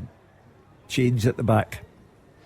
Malky Mackay, does this sum it up a bit, Mark? Are you desperate to avoid this fixture on the opening day of the season? Honestly, yes, I think you are. I know people say it's a free hit, but no, I think you want to go off to the best possible start. Has Malky Mackay just been booked here? He has, and again, here's my chance to bore you all. This is FIFA wide, IFAB, UEFA, call it whoever's the main driver. There is a big drive this season to punish managers and players who protest too much about decisions, and who flap their arms around and stamp around and are over the top. So you should in theory see a lot more of that. So Malky Mackay booked. Well, was it stemming from Jose Mourinho in in the European final. I think there's been a few here. There's a few that have concerned the lawmakers of football. So again, look, that's not just a Scottish thing. You should be seeing it across the board this season. Yeah, I was listening to Dermot yesterday explaining that rule. I think it's a good one. You're on first name terms with them now, even with English referees. Yeah. Okay, well, Not Dermot Gallagher, just Dermot. Just Dermot. Yeah. And he explained it very well as we go to half time. Half time at Celtic Park. Let's get the eyewitness account from Roger Hannah. Half time at Celtic Park, Gordon. Celtic 3, Ross County 0. Norman service resumed for the champions eventually, but Celtic needed time to click into gear after the championship flag was unfurled and Brendan Rodgers returned to the home dugout. Simon Murray and Jordan White both had chances for County early on, but once they settled, Celtic started to look like the team which won back-to-back titles under Ange Postecoglou. And the star man was 2-goal David Turnbull, who Rodgers surprisingly brought back in the starting lineup at the expense of Rio Hatate. As we see a good start for County, Jordan White off target in the opening exchanges. Murray then came off the left and a shot deflected inches wide of Joe Hart's near post. Hart then guilty of an error from an Anthony Ralston pass back. Murray went round the goalkeeper but lost his footing just at the key moment, and the chance was lost for County, and the game began to get away from them moments later. Greg Taylor tripped by Josh Sims in the penalty box at the other end. Nick Walsh correctly pointing to the spot, and the recalled Turnbull right-footed easily past County goalkeeper Ross Laidlaw for 1-0. Turnbull had another shot from distance minutes later, easily held by Laidlaw, but the second goal was on its way, and it duly arrived after 26 minutes. Turnbull had a hand again, flicking on for Leila Banda to break down the right. He fed it into the middle, and there was last season's top goal scorer, last season's footballer of the year, Kyogo, for an emphatic finish past goalkeeper Laidlaw. Jack Baldwin booked moments later for a foul on Kyogo. There was a VAR check for a red card, but full-time VAR Greg Aiken backed referee Walsh and settled for the yellow card. There was then a great double save by Laidlaw to deny Turnbull a second goal before Will Nightingale was booked for taking down Taylor, as County really struggled to deal with wave after wave of Celtic attack. And the third goal arrived in 41 minutes. Terrific play down the left by Matt O'Reilly. Great feet down to the byline, dinked one to the back post, and there was Turnbull for the finish again past Laidlaw for a third goal. County manager Malky Mackay booked in 3 minutes of added time for complaining. Let me tell you, it could be a long second half for the County gaffer. Celtic 3, Ross County 0. With the biggest support in Glasgow and the West, this is Clyde One Super Scoreboard. It's like we've never been away. Half time in the opening Scottish Premiership fixture of the season, and some things never change. Celtic very comfortable in a domestic fixture. It didn't start that way. Ross County started brilliantly. Celtic looked very ropey, nervy, call it what you will, at the back. County had chances, but fast forward about 30 minutes, Hugh Keevins, and Celtic find themselves 3-0 up thanks to a double from David Turnbull and the usual goal from Kyogo. Yeah, game over, and we wait to see whether Brendan Rodgers follows Mark Wilson's philosophy, don't change too much first day of the season, or whether Brendan decides to showcase the talent that's been brought into the club, because he has the perfect opportunity in the second half. Ross County are a spent force now, and defensively they are all over the shop, so he has the chance, Brendan Rodgers. But the first half was not without moments that he should be writing down in that little notepad that he carries, and that is that ring rustiness on the part of the defence is understandable, but the goalkeeper for me is a continuing problem. It's a very small notebook, you're right. His handwriting must be immaculate. Roger Hannah, what has the eyewitness account been like? We're a very unforgiving footballing nation. Were the Celtic fans frustrated at that start to the game? And I bet they're feeling different now if they were. Well, actually, Gordon, they weren't too frustrated. And County did start really well. Malky Mackay's gone with this 4-2-2-2 system with Simon Murray and Jordan White both up top, and they were causing Celtic problems. And both strikers had chances at 0-0 in those opening exchanges. Joe Hart, as Hugh pointed out, looks very ropey with the ball at his feet. An old-fashioned goalkeeper who's not really keen to take. There was a couple of back passes from Anthony Ralston and Callum McGregor, and he just did not look happy with them at all. But the Celtic support, they stayed patient, and they only had to stay patient for 17 minutes, of course. And as soon as Greg Taylor was taken down by a rather ill-judged challenge by Josh Sims in the box, there was only going to be one winner. Yeah, I mean, Gordon, it was a great start from Celtic. It seems disproportionate to labour that point when they're 3-0 up at half time, and I'm sure Brendan Rodgers by this point will be focused mostly on the positives and trying to kick on from here at the break. Yeah, I think everybody will be focused on them. Of course you want to go off to the best start, but give credit to Ross County. They come out the gates, they were at it, they pressed Celtic quite high, put them under a little bit of pressure. There's a few new boys in there, but once Celtic get the first goal, you could just see the class, you could see the sharpness of Celtic. 3-0 up, Brendan Rodgers will be delighted with that. Are the work to be done at the back? Yes, of course, sir. But middle to front, their movement, they've changed it a little bit with Kyogo coming a bit deeper, causing problems. Turnbull making good runs, good header onto Abada to cross over for Kyogo's finish. I think there's more goals, obviously, for Celtic, but so far it's been a very good start. And Roger Hannah, when the teams were announced this morning, David Turnbull was the story, and he's lived up to that in the first half. Yes, very much, he has done. And I noticed earlier on, playing just a little bit higher up than either McGregor or O'Reilly, getting very close to Kyogo. And this is David Turnbull's type of game, Gordon. You know, you've seen him at Motherwell for many years. You touched in the first half. He is a player who's had a hat-trick for Celtic here in the past. And when you can get in that advanced role, and when Celtic are dominating the possession at home as they are this afternoon, and he can get Turnbull on the ball in those advanced positions. You know, he's scored twice already. He had one save, in fact he had two saved by Ross Laidlaw during the game, and he is almost like a second striker when he's in a position like this. A really good attacking player. It's tailor-made for him here this afternoon. You do wonder, next Celtic fixture away to Aberdeen at Pittodrie next Sunday, is that a day for Rio Hatate? Because what a call that would be, leaving out David Turnbull after a performance like this. Well, you wouldn't leave him out. I mean, he's still got 45 minutes to go to complete his hat-trick. He scored 2 goals, Roger rightly said. He had another effort saved, and he played a part in Kyogo's goal as well, where he was brave enough just to nick it on. So everything you'd want from an attacking midfielder who had real pressure on his shoulders when the team was named, because not only is he starting for Celtic in such a big season for him, but he's keeping out arguably or could have been Celtic's player of the year last season. Such a big player who Hugh rightly says might be on the cusp of something big, going to England for multi-millions of pounds. That's big pressure on the boy, and I tell you what, he's lapped it up. He's completed that first half terrifically. Celtic are up and running. It certainly looks like it will be an opening day victory, but by what margin? The second half is coming up next. The winning team all season long. This is Clyde One Super Scoreboard. We're about to start again at Celtic Park. Any changes at the break quickly, Roger Hannah? Teams are just coming out here just now, Gordon. Not that I can see at the break so far. Celtic, you wouldn't be surprised going with the same 11 after a sticky start, shall we say. They really dominated Ross County. 2 goals from David Turnbull after that opening penalty, and then Kyogo, of course, with the second goal to get him off and running for the new season. Just looking across the county line-up as well, looks to be the same. Matt O'Reilly about to get us underway for the second half. Celtic will be looking for more goals. They will be looking to lay down a marker in the defence of this Premiership title. We're just about to get underway. Celtic 3, Ross County 0. Clyde One Super Scoreboard. Goal flashes with M&D Green Pharmacy. Get your essential medicines and vaccines before you head off on holiday.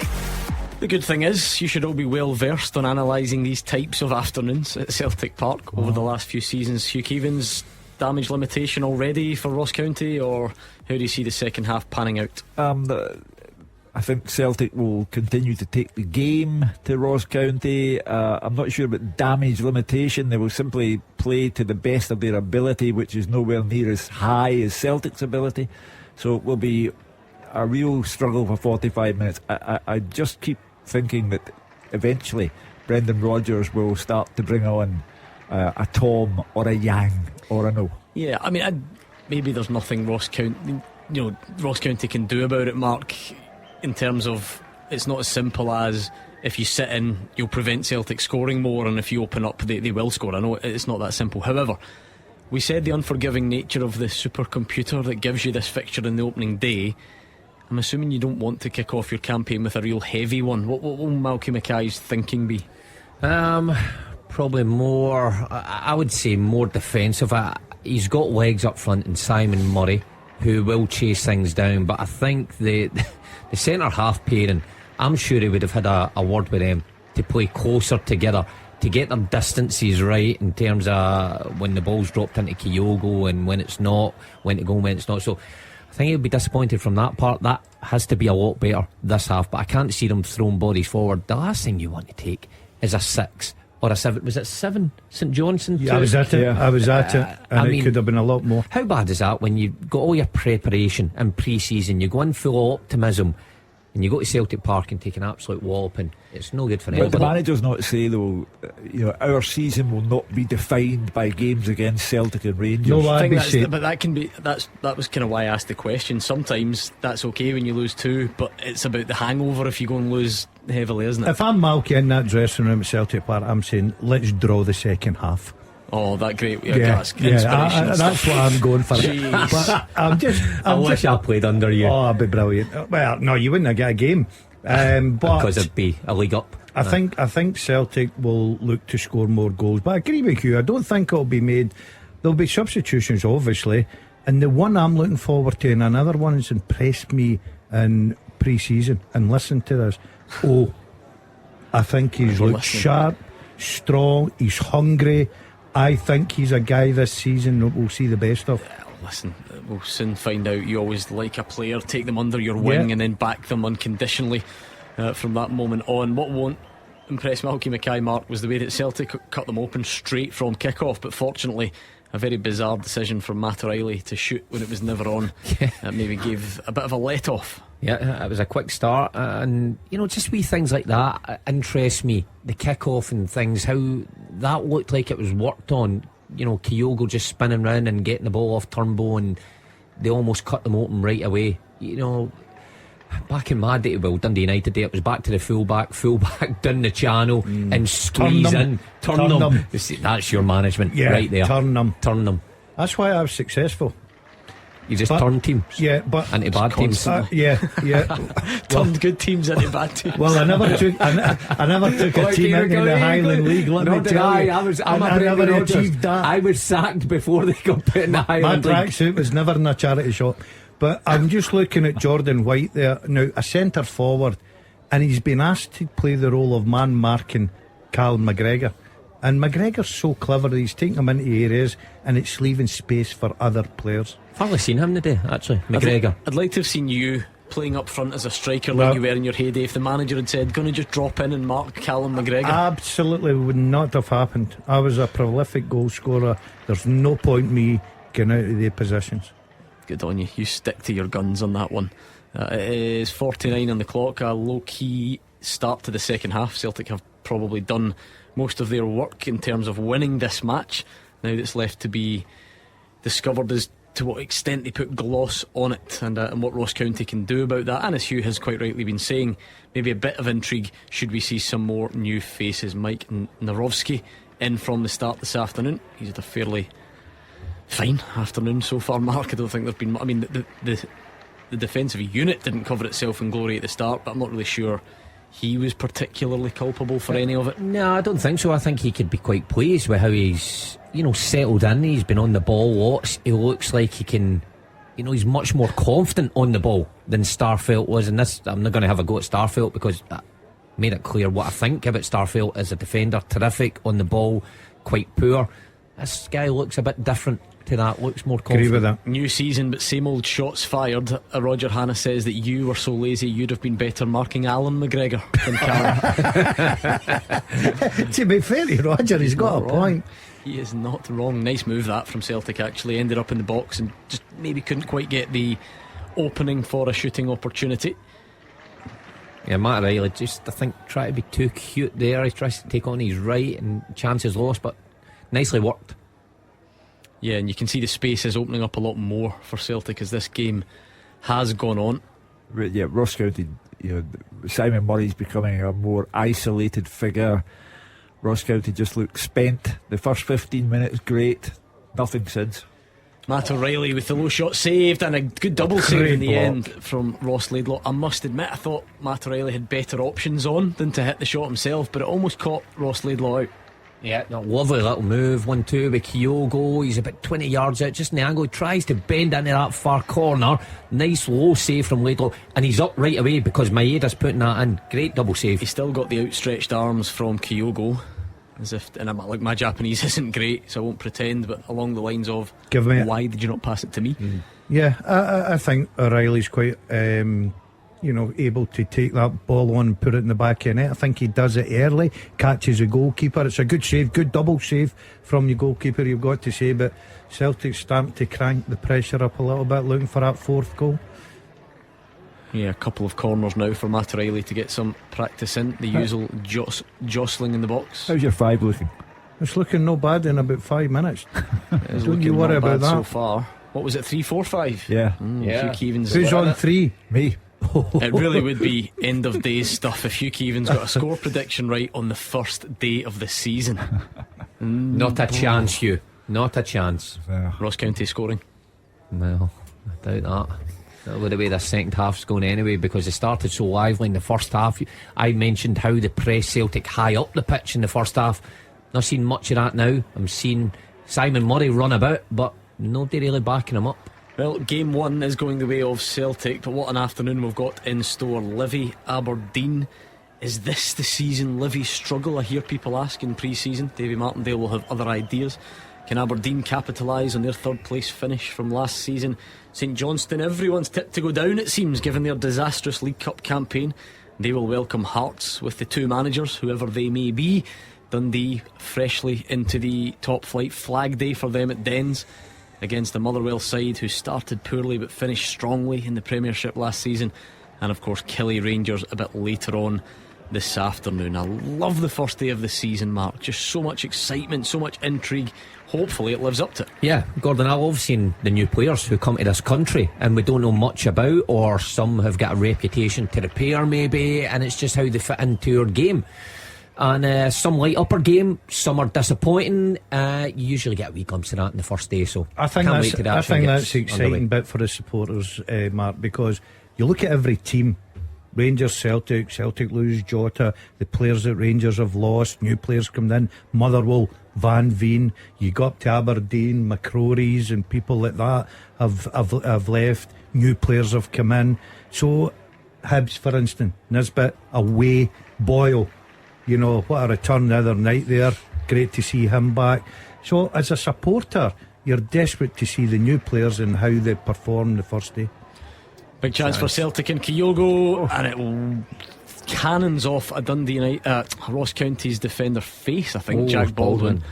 And away for a sharpen corner him up a bit. I mean, it's a sore one. By the way, what a block. Maybe I think Kyogo's, it's a hard one to take. It's almost behind him. I think it might have been going wide, but Baldwin takes it right in the face. See, that's why you were a striker as well. Who needs that? Who needs to stand in the way of people smashing the ball towards goal? You just stay up the other end, get the glory, preserve your good looks, and on you go. Yeah, or that ball would have stuck right to my nose and I'd have been walking over just with a size 5 Puma, as the joke now is, remember, because we've got new match balls for the Scottish Premier, for the SPFL this season. Mitre, a thing of the past. Did you detect the professional sympathy given by Mark Wilson there when it came off his face? He said maybe it will sharpen him up. Yeah, exactly. It's been a tough afternoon for Jack. He's not Baldwin, had the best day here. Yeah. But that was a real chance again for Celtic. Matt Riley getting into those positions that we're so used to seeing him, and just inside the box, got that awareness to cut back. I think Kyogo should have done a wee bit better there. Yeah, just finished. Based on what we're seeing at the moment, Gordon, it doesn't look like a Celtic fourth is too far off. Yeah, they're being very patient, Gordon. It's difficult even if you're Celtic. You're 3-0 up. Game's really been put to bed. You take that extra touch, take a bit longer to make the pass, a little bit slackness comes into your play. We've seen it before with teams, they're comfortable. But I think the introduction of maybe a couple of substitutions shortly from Brendan Rodgers, because you've got to look at that bench and think, right, Matt's starting 11 or 3-0 up, very impressive. You've got to go out there and show me that you're prepared to fight for a jersey. And Hatate's sitting there looking, thinking, I'm a terrific talent, which he is, but look at the performance of Turnbull this afternoon. And it's actually County who are going to go to the bench first with a triple change. In the days of 5 subs, these things are maybe a bit more common, but 3 subs all coming on at once in the 56th minute, not something you would have seen too often a couple of seasons back, but there we are. And Alex Samuel is certainly one of them. He had a bit of an injury during pre-season, so good to see him fighting fit. He replaces Simon Murray. I think Josh Sims, who gave away the penalty, looks like he's going off as well. Samuel's obviously been in the gym through that injury. A big lad. Yeah, Laturi is the second player withdrawn. Yeah, so Turner, Allardyce and Samuel on, Murray, Sims and Laturi off. So a couple of the new summer signings for Ross County getting a taste of Premiership action under not ideal circumstances, I think we'll call it. Well, there's nothing to lose really. These subs, everything to gain. They come on and they perform well. They're right to turn to their manager and say, listen, game 2, I should be in your starting 11. See, that's why you made it to the elite level. For defeatists like me, I'm thinking I don't want to be any part of it. I only know that because I sat on the bench for that long. I thought, how can I turn this into a positive? Nah. See, when the subs are getting warmed up, give me a shout next week. If I'm Simon Murray, I'm limping. Anyway, a baptism of fire, as the cliche goes, as Maeda turns it back to Carter Vickers and Celtic look to build again. You see, it's so samey now. Celtic are so dominant. That's why I think they might benefit from bringing in fresh blood. But to be fair, bear in mind they've looked a lot sharper at the start of this half than they did at the first. They actually have carved a couple of openings. You're right about Kyogo. That's exactly why he's dropped in deep. It's wonderful from Celtic. Maeda plays it across. He probably could have carried it a bit, and it's cut out and goes back to the goalkeeper. Brilliant from Kyogo. That ball round the corner, kills the defender, and he keeps going. I think you'll see a different Kyogo this year under Brendan Rodgers. That dropping in deep, linking up the middle of the park. And I think the way I'm watching him, I think he's enjoying it. That's straight from the training ground. Well, Abada and Maeda switch sides anyway, but from back into Kyogo, who recognises the space, runner keeps the width and goes in behind, knows exactly where the ball's going to go. That just doesn't happen spontaneously. That's been worked upon, that. So great move. The only downside was Maeda should have taken it in. Or is it simply that the ball has to be better? You don't have to take it in, but just make sure. It has to be, but I just thought he had a lot of ground to make it. It was an incredibly hard ball when there's a lot of space. People think that's easier, but there's a lot of ground to make up with the ball across. Gives your defenders a chance to get back. But great move from Celtic. Yeah, they probably could and should have added to their tally by now. And there are not many gilt-edged chances in the second half, but a lot of good openings. Maybe the double save from Ross Laidlaw is as close as we've come. But Ross County a rear 40 up the pitch. We saw it a lot at the start of the first half, not so much since then. It's a dangerous looking ball in, you have to say. And Anthony Ralston daydreaming a bit at the back post. Yeah, it's a terrific ball into the back post, but Ralston indecision there. I don't know what he's thinking. The ball just avoids Carter Vickers. I don't think Ralston thinks there's anyone outside him, which he starts running out. Did you see him? Yeah, Harmon's behind him. He turned into Borna Barisic there on the right hand side. Yeah. Well, just unaware of the attacker come round the blind side of him, and it's a corner kick again. Anyway, what a ball delivery from Jan Danda, and it's in the back of the net at Celtic Park. Goal flashes with M&D Green Pharmacy. And it's a goal for Ross County. Game on, or just a consolation? We will find out. Celtic 3, Ross County 1. It is another brilliant delivery from Jan Danda from the corner. They've pinned Joe Hart in. Jordan White, it's a brilliant header round the back. He loops it into the air. I do wonder if Kyogo on the line can do a bit better, Mark Wilson, but nevertheless Ross County are back in it. I've got to say, from a Ross County point of view, it's a terrific goal because it's worked upon. White at the back post, a huge looking header, but Kyogo probably the man you don't want in the back post as it loops over him. If he's 4 inches taller, he might have been a help to you. But by the way, what a header, because that's difficult to get that over Joe Hart and whoever else is on the line there and just dip in at the back post. You can have a go at Celtic defence for it, but I'll give credit to Jordan White. I think he wants it more. He's got the desire. He gets up there, he puts the ball in the right position. Kyogo, back post, not his favourite position, and it's a good goal from Ross County. But Celtic's point of view, I said it the first half. I think just now you could score against Celtic no problem. I don't think they're up and running at their best yet. The problem is the lead up to the corner, because Yeah. there's very little you can do. People always look at the goalkeeper. Can he do better?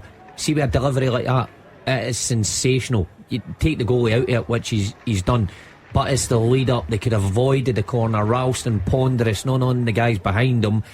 And then when you've got a guy like Danda, who you would have done your homework in set pieces, give very few away. Well, Celtic have given away about 9 corners. That was a nice move from Celtic. The turning shot from Abada, though, a bit tame and saved by Ross Laidlaw. I just wonder, though, if you'll have done it, Mark, if Kyogo's job is to be on the post, does he need to just sort of stay there? He ends up in the middle of the goal a bit, and that's why it goes over his head. Rule of thumb would be, Gordon, if the ball goes over your head of your front post, if it goes over your head, you then come to off. make your way across. So he's obviously enough. made his way across and he's been caught out. So To what extent do Nawrocki and Carter Vickers come into this? I think the delivery's that good, Hugh, that takes everybody out. Brilliant corner, It's a wasn't it? brilliant corner. And White, the thing is, Jordan White knows exactly where it's going, so he holds his position at the back of the 6-yard box. Sometimes you've got to hold your hands up and give credit to the opposition. The trajectory and the pace on it makes it difficult, Gordon. That's not to say there wasn't things Celtic could have done, but a bit of credit due to Ross County. Well, for that's that. what I said. I'd give all the credit to the striker. I think Jordan White's worked very hard going on that man marking against Calmer. His threat's in the air. That's where his threat is. That's where his strength is. Put the quality balls in, give him an opportunity, and he's taken that opportunity, and credit to him. Yeah, Good Ross goal. County's top scorer with 11 last season, Jordan White, and he's up and running in the new campaign. Had a brilliant scoring record against Rangers, didn't he, for a while? Yeah. He's got one against Celtic They today. also get Neil Lennon, the bullet. Yeah, that's right. Scored against Celtic at Dingwall, and Neil was out on his ear the following day. Good to see he's recovered from that head knock in the playoffs. Was he not giving it the old Terry Butcher treatment, I Yeah. think, against Partick Thistle in the playoffs, or at the end of last season at some point anyway? Celtic maybe now, I mean, like, they would look to, you've got 5 subs here at 63 minutes. Celtic would be using them anyway. This is not some sort of knee-jerk reaction to the goal, but are we going to see it soon? I would think so, yeah. It's just a norm for teams now with the amount of subs they've got, with the squad that Celtic's got. I did say I think Brendan Rodgers would give it every chance to allow this starting 11 to run their course. But of course, I guess that is football as well, Hugh. Celtic have started this second half much better than they started the first, Yeah. but And you know, lost a goal. That doesn't always work out that way. I think the general consensus at the end of this game, and when the lines open at 5 o'clock, will be yes, they got the 3 points, but there were many talking points arising from the game. I think even to incorporate Nawrocki into a back four, that's allowable and understandable if there's an element of ring rustiness about it. But overall, they haven't looked great. But it's day one, and they will get the 3 points, and that will have to be the end of the matter. I think Nawrocki, just touching on him, I think he's been excellent on the Using ball. the ball. Excellent. Agree with it. Decisive, never in two minds, knows where he's going to pass it, delivers the pass accurately with great pace. I've been impressed with him so far. Oh, nice pass. Matt O'Reilly flashed across and hacked away for a Celtic corner. Rio Hatate's coming on, not a huge surprise. Turnbull. I'm curious about the other one. Carl Starfelt is coming on. Now, teams don't usually change centre backs for no reason during a game, and Brendan Rodgers apparently told the BBC before the game that his starting 11 was because Carl Starfelt might be on his way out of the club. Does that mean someone's has flagged up an injury concern? Not really. He might just look at Carter Vickers, who's been out for so long. True. And decided, yeah, that's enough for you. So it'll be interesting to see. I wouldn't be surprised if it's Carter Vickers. I really wouldn't. Yeah. It would make sense to me. Well, we'll see now.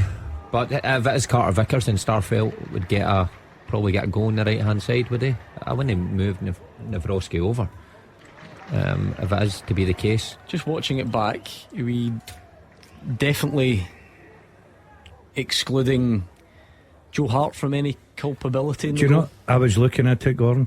I thought 6-yard box inside, it's up in the air. Nawrocki off. Yeah. And David Turnbull as well. So no hat trick for him today, but I guess he can be happy with his day's work. Very much so. Got the shirt, merited it with his performance. He can be happy. The big thing is he going to stay in the side? Roger was right, it's a big call taking Hatate out the side for an away game at Pittodrie, but Brendan Rodgers has to make the call. Yeah, but he's got to. He's not just going to play the same 11 week in, week out. He's going to use different games away from home, different players, different horses for different tracks. We know that. I think courses is the no, it's the tracks. He likes tracks. Yeah, Remember? I prefer the tracks. So it's a squad game, and Brendan Rodgers will rotate that squad. Yeah, but that's Mark's point. Rotating David Turnbull out for next week would be quite something. I think to the player as well, for Turnbull himself, if he goes away tonight and he should be delighted with himself, if he's on the bench next week. Hold on a minute. Allardyce, the sub for Ross County's injured and he's gone off. How long did he last there? About 5 minutes, I think. Scott Allardyce, and it's another of the new recruits, Jay Henderson, who's on. I think he took a whack from David Turnbull as he closed Turnbull's pass down a moment or two ago, and he's off already. That's not ideal, is it? Not at all. Malky Mackay brought on 3 subs, got an instant reaction, and he's having to change again. Yeah, free kick Mattarelli, not great over everyone's head, and he knows it. So back to Joe Hart. You've watched it again there, Gordon. Do you think he's to blame? I think he's been harsh. No. The reason I'm saying that is because of where White wins the ball. I think your goalkeeper. I looked at it, and I'm not wanting to take anything away from White, because I always give credit to this striker that scores. But if I was the Celtic manager, I would certainly be looking at my centre half and my goalkeeper. I think he's looking at it in slow motion. I think he's underestimating watched a real-time the replay. Pace of the ball from Danda. It's a real-time replay I've watched, and he's got people in front of him. I think that's difficult for a goalkeeper. Well, I'll tell you what, I think a lot of the Celtic fans on social media are looking at Joe Hart's part in it, certainly. But either way, it is 3-1 at the moment to Celtic. They actually have looked like they could add to that, but well done to Ross County, because they're the ones that got themselves back into things. And you never know, should they be able to knock off another set piece or something, Gordon, it could lead to a very interesting end to this game. Yeah, it would go from being very comfortable to being very edgy. I don't think it'll happen. I'm sure Brendan Rodgers is looking at probably Hatate there to make a difference and start, getting things a little bit sharper. Kyogo. Celtic have been comfortable. They've lost a goal from a set play. They'll not be happy with that. But I think the disappointing thing second half is they've been looking to score more goals. They started the second half well, as you mentioned, Gordon, but they've gone flat again, and Ross County have got a foothold back in the match, and there's plenty of time left for discomfort to set in for the Celtic fans. Mike Nawrowski, we didn't really labour on it when he went off. Can he be happy with his league debut? Yeah, I think Mark picked up on a great point, and I think that's why he would be in the team before Starfelt. I think Starfelt and Carter Vickers are a very good partnership. I really do. They showed that last year, because proof was in the pudding to win the treble.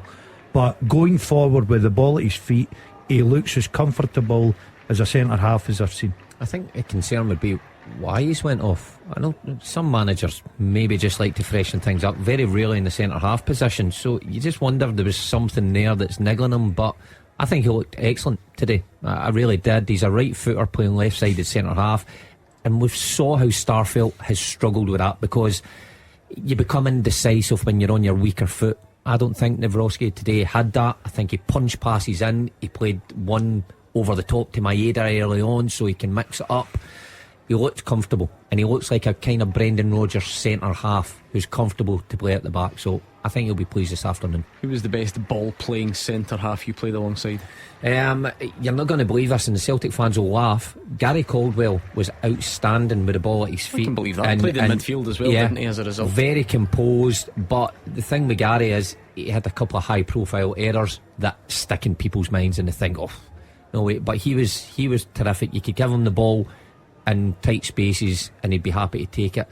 Lots of the other ones that I had in my time at Celtic were just out and out defenders who were pretty robust and uncomfortable. Like your big pal Daniel Mostorovic. I'm not going to say anything in case this gets transmitted to Sweden. Big Dan's listening. He'll be in the first flight over here. Dan was an out and out defender. I had none. We just used to hit Rosette. I've got to say, talking about that, David Neary was. Remember David Neary? Yeah. What a player David Neary was. Got to say that. Coming out with the ball. Good in a night out, you said. Oh. Good in a night out. I always remember you the saying worst I've ever seen. Worst I've ever seen. Oh, David, he struggled to get to the team meetings. He was terrible. Oh, jeez. Has it never occurred to you that not everyone wants to behave like you on a Probably. night out? David was a true professional. Exactly, that's the problem. I think that's why he played in World Cups and scored a great goal against, was it Brazil, Hugh? Yep. The toe poker. And then they scored 4. But who was good on a night out? The real question on everyone's lips. Who was first up on the dance floor? hopefully nobody moves. You're dangerous now. You would have got chipped at with those. The legend. There's Wham on. I'm up. Hegarty and Mary, Dundee United, legends of our game. Well, that was my upbringing, Hugh. I was lucky enough when I went into Dundee United.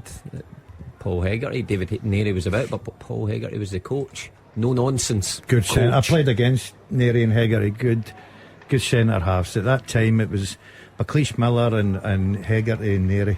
Anyway, this has gone flat here at Celtic Park for me. 18 regulation minutes to go.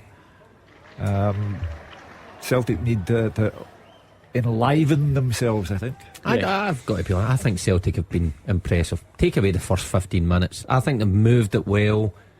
They've played a similar style to what we saw last season. It's lovely. And Celtic are in on goal. Too late. And what a finish that is at Celtic Park. Goal flashes with M&D Green Pharmacy.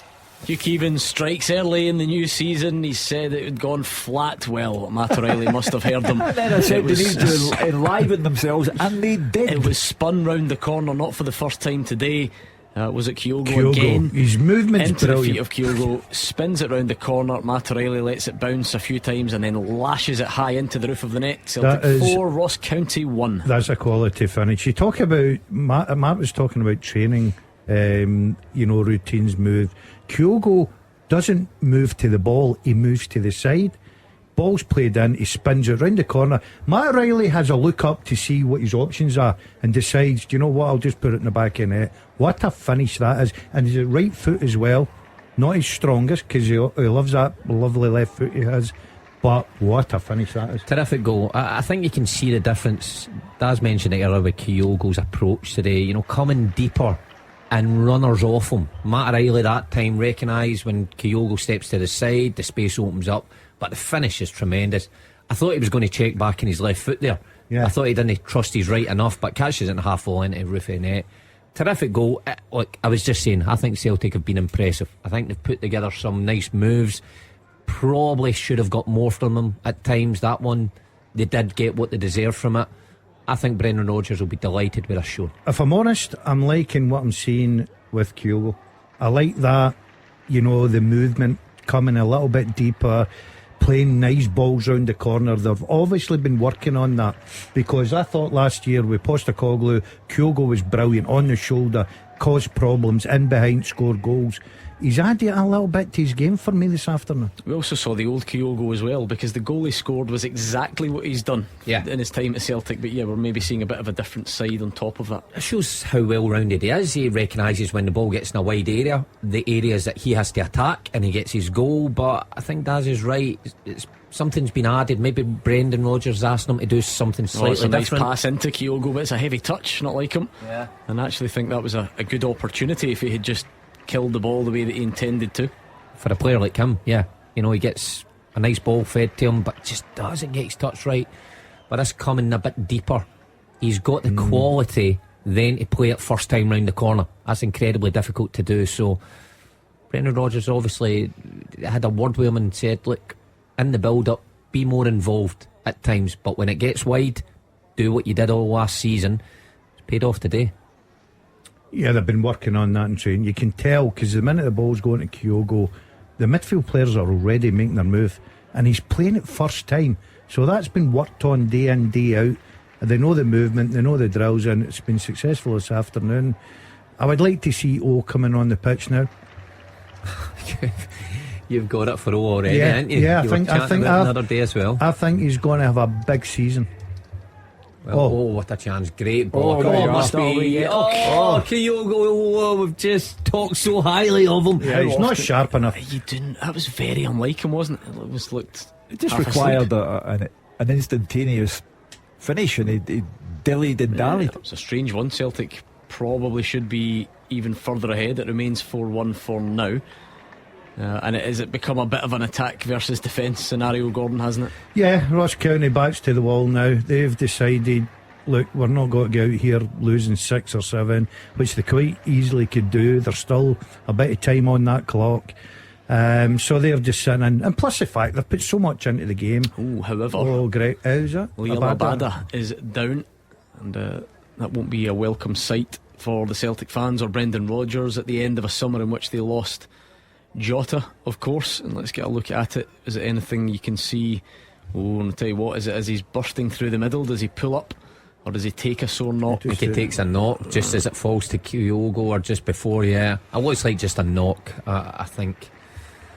But Abada's such a big player again this season. Speculation that he might have left the club as well in the summer, but looks like he could be staying. Already got an assist off and running. Not looking too clever.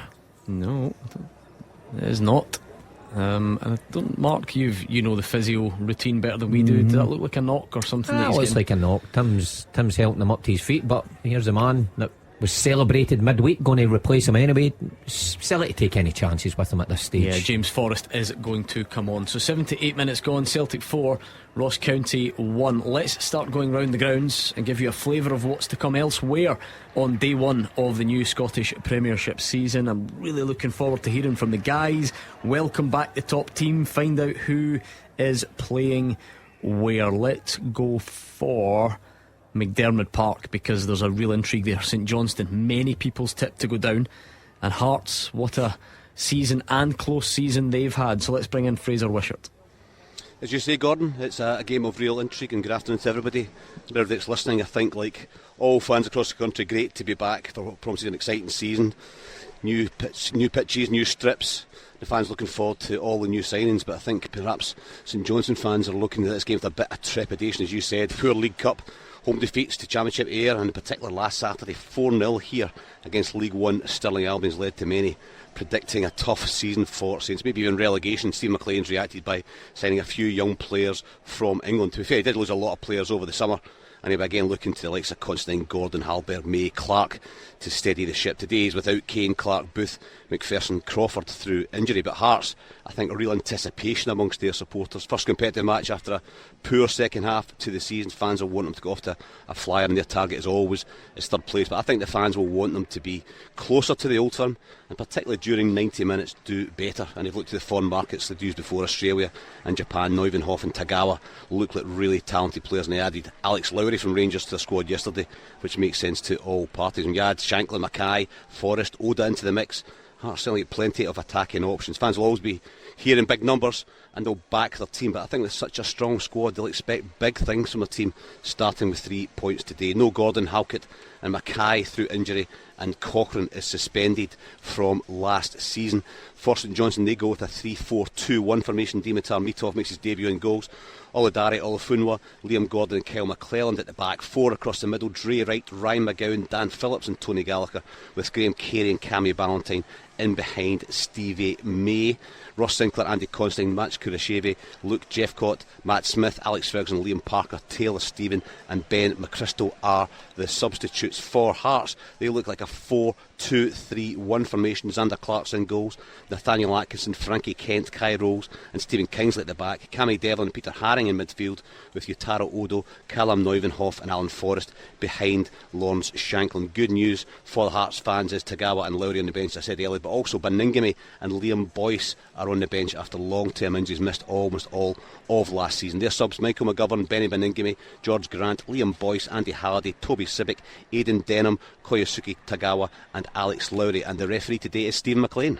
Really looking forward to that one. So we'll check in with Fraser again in the not too distant future. Celtic, it was actually a double change. So Forrest came on for Kyogo and Yang came on for Abada. So again, another new face for the Celtic fans to study, Hugh. Fans loved it, and he looked promising, Yang, in the James Forrest testimonial match on Tuesday. Perhaps a little strange, Gordon Dalziel has gone on about getting on. I'd have thought a few minutes for him might have been a good idea, Gordon. I think what he's trying to do is he likes Maeda through the middle. I think he's trying to give him a few opportunities. And with his pace, and obviously he knows the way to the goals, so I think he's just looking at that. Two wide men, Maeda through the middle. He'll probably play a different role. I don't see him coming as deep as Kyogo. I think he'll play in the shoulder with his pace and cause problems.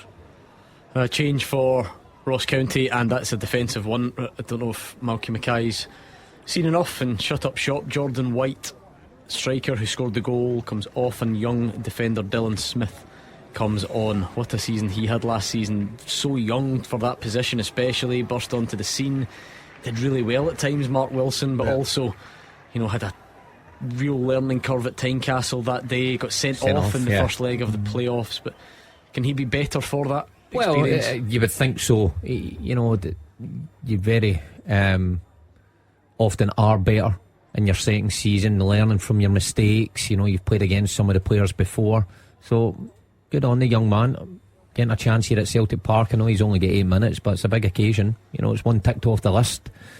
Technically speaking, I said, and you can play this back as a radio programme, I said if Celtic don't win by a 3-goal margin. Oh, you're not hanging on to this already. Hey, we are 4-1. That's a 3-goal margin. Yeah. So you got the margin correct, and Mark Wilson got the number of goals that Celtic scored correct. So far, but I've got the number of goals in the game correct. Yeah. Mark said 4-0, so he's out. And you said you didn't think Ross County would score either, though.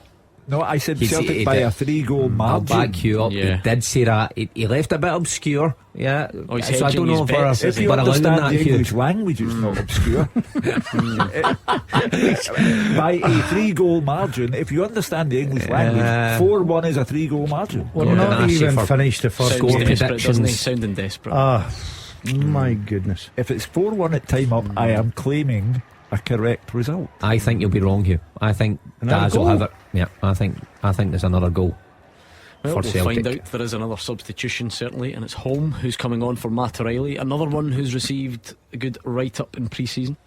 Well, I saw clips of him before he came to the club, and of course we all make our judgments off everybody looks good in clips, but he did. You can tell technically this boy looks a good player. Maybe going to be a development one, but looking forward to seeing him. Let's get some team news from Livy against Aberdeen with David Friel.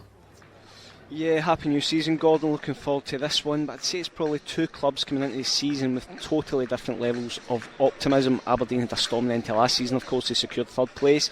They've guaranteed European group stage football of some description. I think the feel-good factor is continuing. There's going to be around 5,000 Aberdeen fans at Livy today. It's an incredible turnout. Barry Robson's clearly building something. They did lose Ilber Ramadani to Lecce yesterday. That was about £1 million that came in, but I think they've made 8 summer signings so far, 6 permanent, 2 loan, and there's going to be a few more to come. They're obviously in the market for Liam Scales at Celtic as well. They do have some injuries in defence. There's no Angus MacDonald today, no Rhys Williams who come in from Liverpool, but middle to front they look really, really strong. Graham Shinney's back in a permanent deal, Leighton Clarkson's back in a permanent deal, and they still have Duke and Bojan Majowski up front. They get 36 goals between them last season. Going to be a huge threat again this season, so it's all positive for Aberdeen. But as for Livy, if anybody's been listening to David Martindale, it's been a bit doom and gloom. He's normally quite upbeat, but he's been talking about budgets being cut and why survival is all that matters for Livingston more than ever.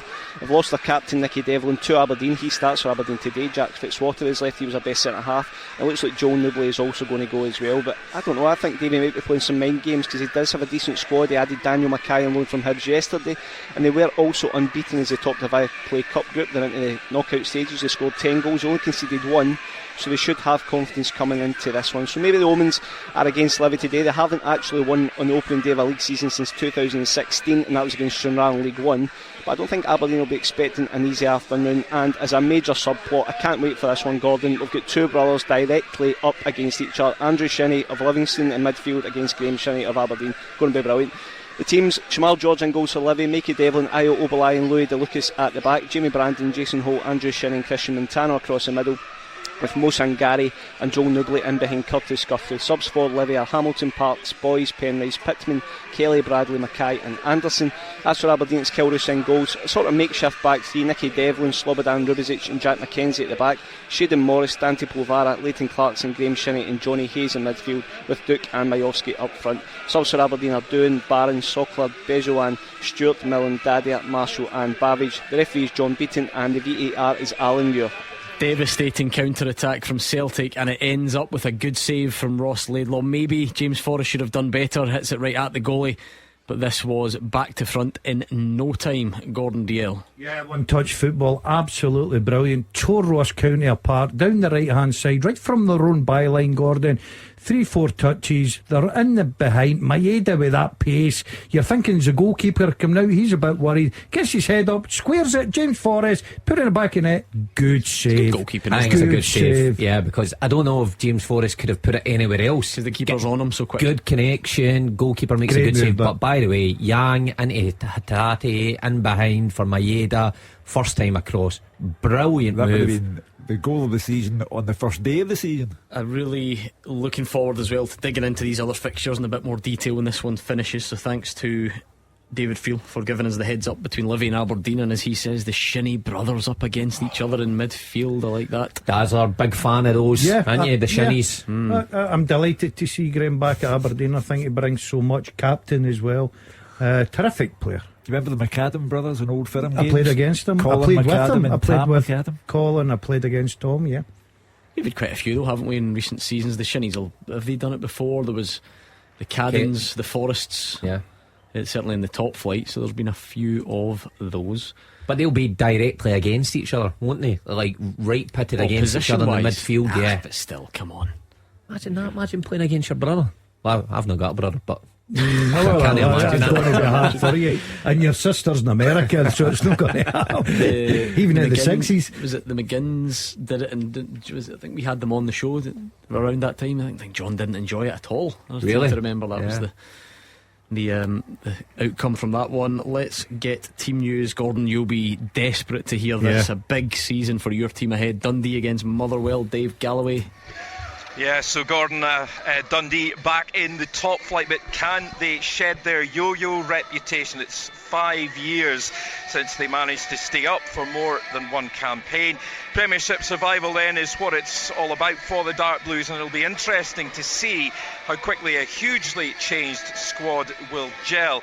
Tony Docherty, who was appointed manager at the end of May, has made 12 new signings so far, with experienced keeper Trevor Carson arriving this week. So far, Motherwell boss Stuart Kettlewell, well, he's brought in 6 new recruits, including talented young striker Mika Biereth on loan from Arsenal. He's only 20, but apart from being adept at putting the ball in the back of the net, he has plenty more skills in his locker, and he'd love to get the chance to hit the ground running sometime very soon and help the fans forget perhaps about Kevin Van Veen's departure.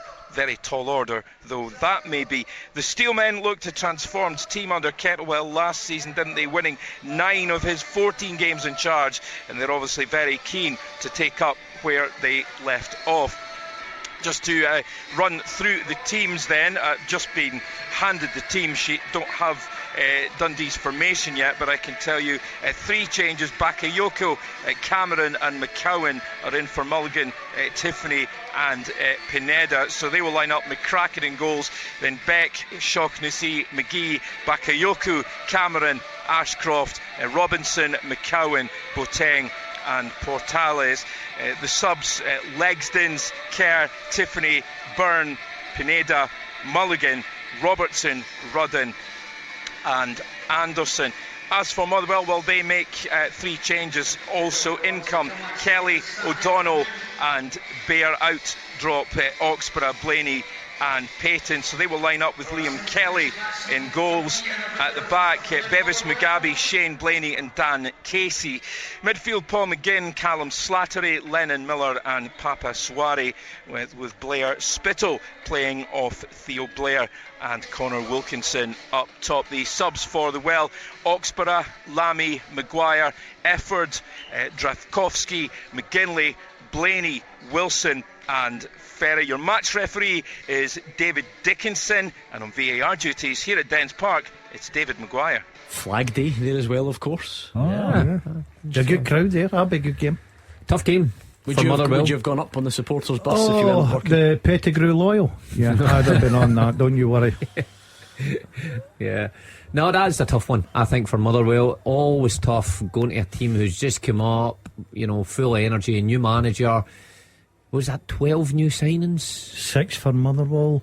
It's incredible. The close seasons used to be for teams 1 or 2, 3 or 4 were a lot. It's 1 year contracts now that you dish out. Exactly. Don't you wonder about the quality? If you're signing in bulk like that, it stands to reason that they can't all be of great quality. Partially right, but also as Mark says, it's the length of the contracts. So if you're only giving players 1 and 2 year contracts, you're going to have the overhaul. Let's not get our esteemed colleague Fraser Wishart started on that, because how many of the players starting in the Scottish Premiership today are young Scottish players? Someone can count them up for us before the end of the weekend. 5 minutes added on at Celtic Park, so there we go. This one hasn't been a extreme example. We will see a lot of additional time this season because we've still got VAR, and now we're going to add extra time on for goal celebrations and so on, but it's been a fairly low key affair. So 5 minutes added. It's crazy that 5 is now seen as low key. Yeah, well, when you think of the goals, we've had 5 of them. They just lots of substitutions. It's just adding up. Here's a minute a thought. ago. Yeah, lots of subs as well. Is Brendan going to walk round the pitch the way that Ange did at the end of the game? Well, I wonder if that it's more a captain thing to take on board, and it's up to a manager if he wants to join in. Ange Postecoglou obviously thrived in that sort of stuff. No reason why not. I think the fans going away today will be quite happy with what they've saw, how he's adapted some of Postecoglou's theories. He's developed them himself. Things like Kyogo's movement, and there's other ideas in there that are fresh, and it's worked today. There's been terrific chance taking. O'Reilly's finish was wonderful. Kyogo was the archetypal Kyogo, another great finish. Turnbull, the penalty taken very well, and also scored cleverly.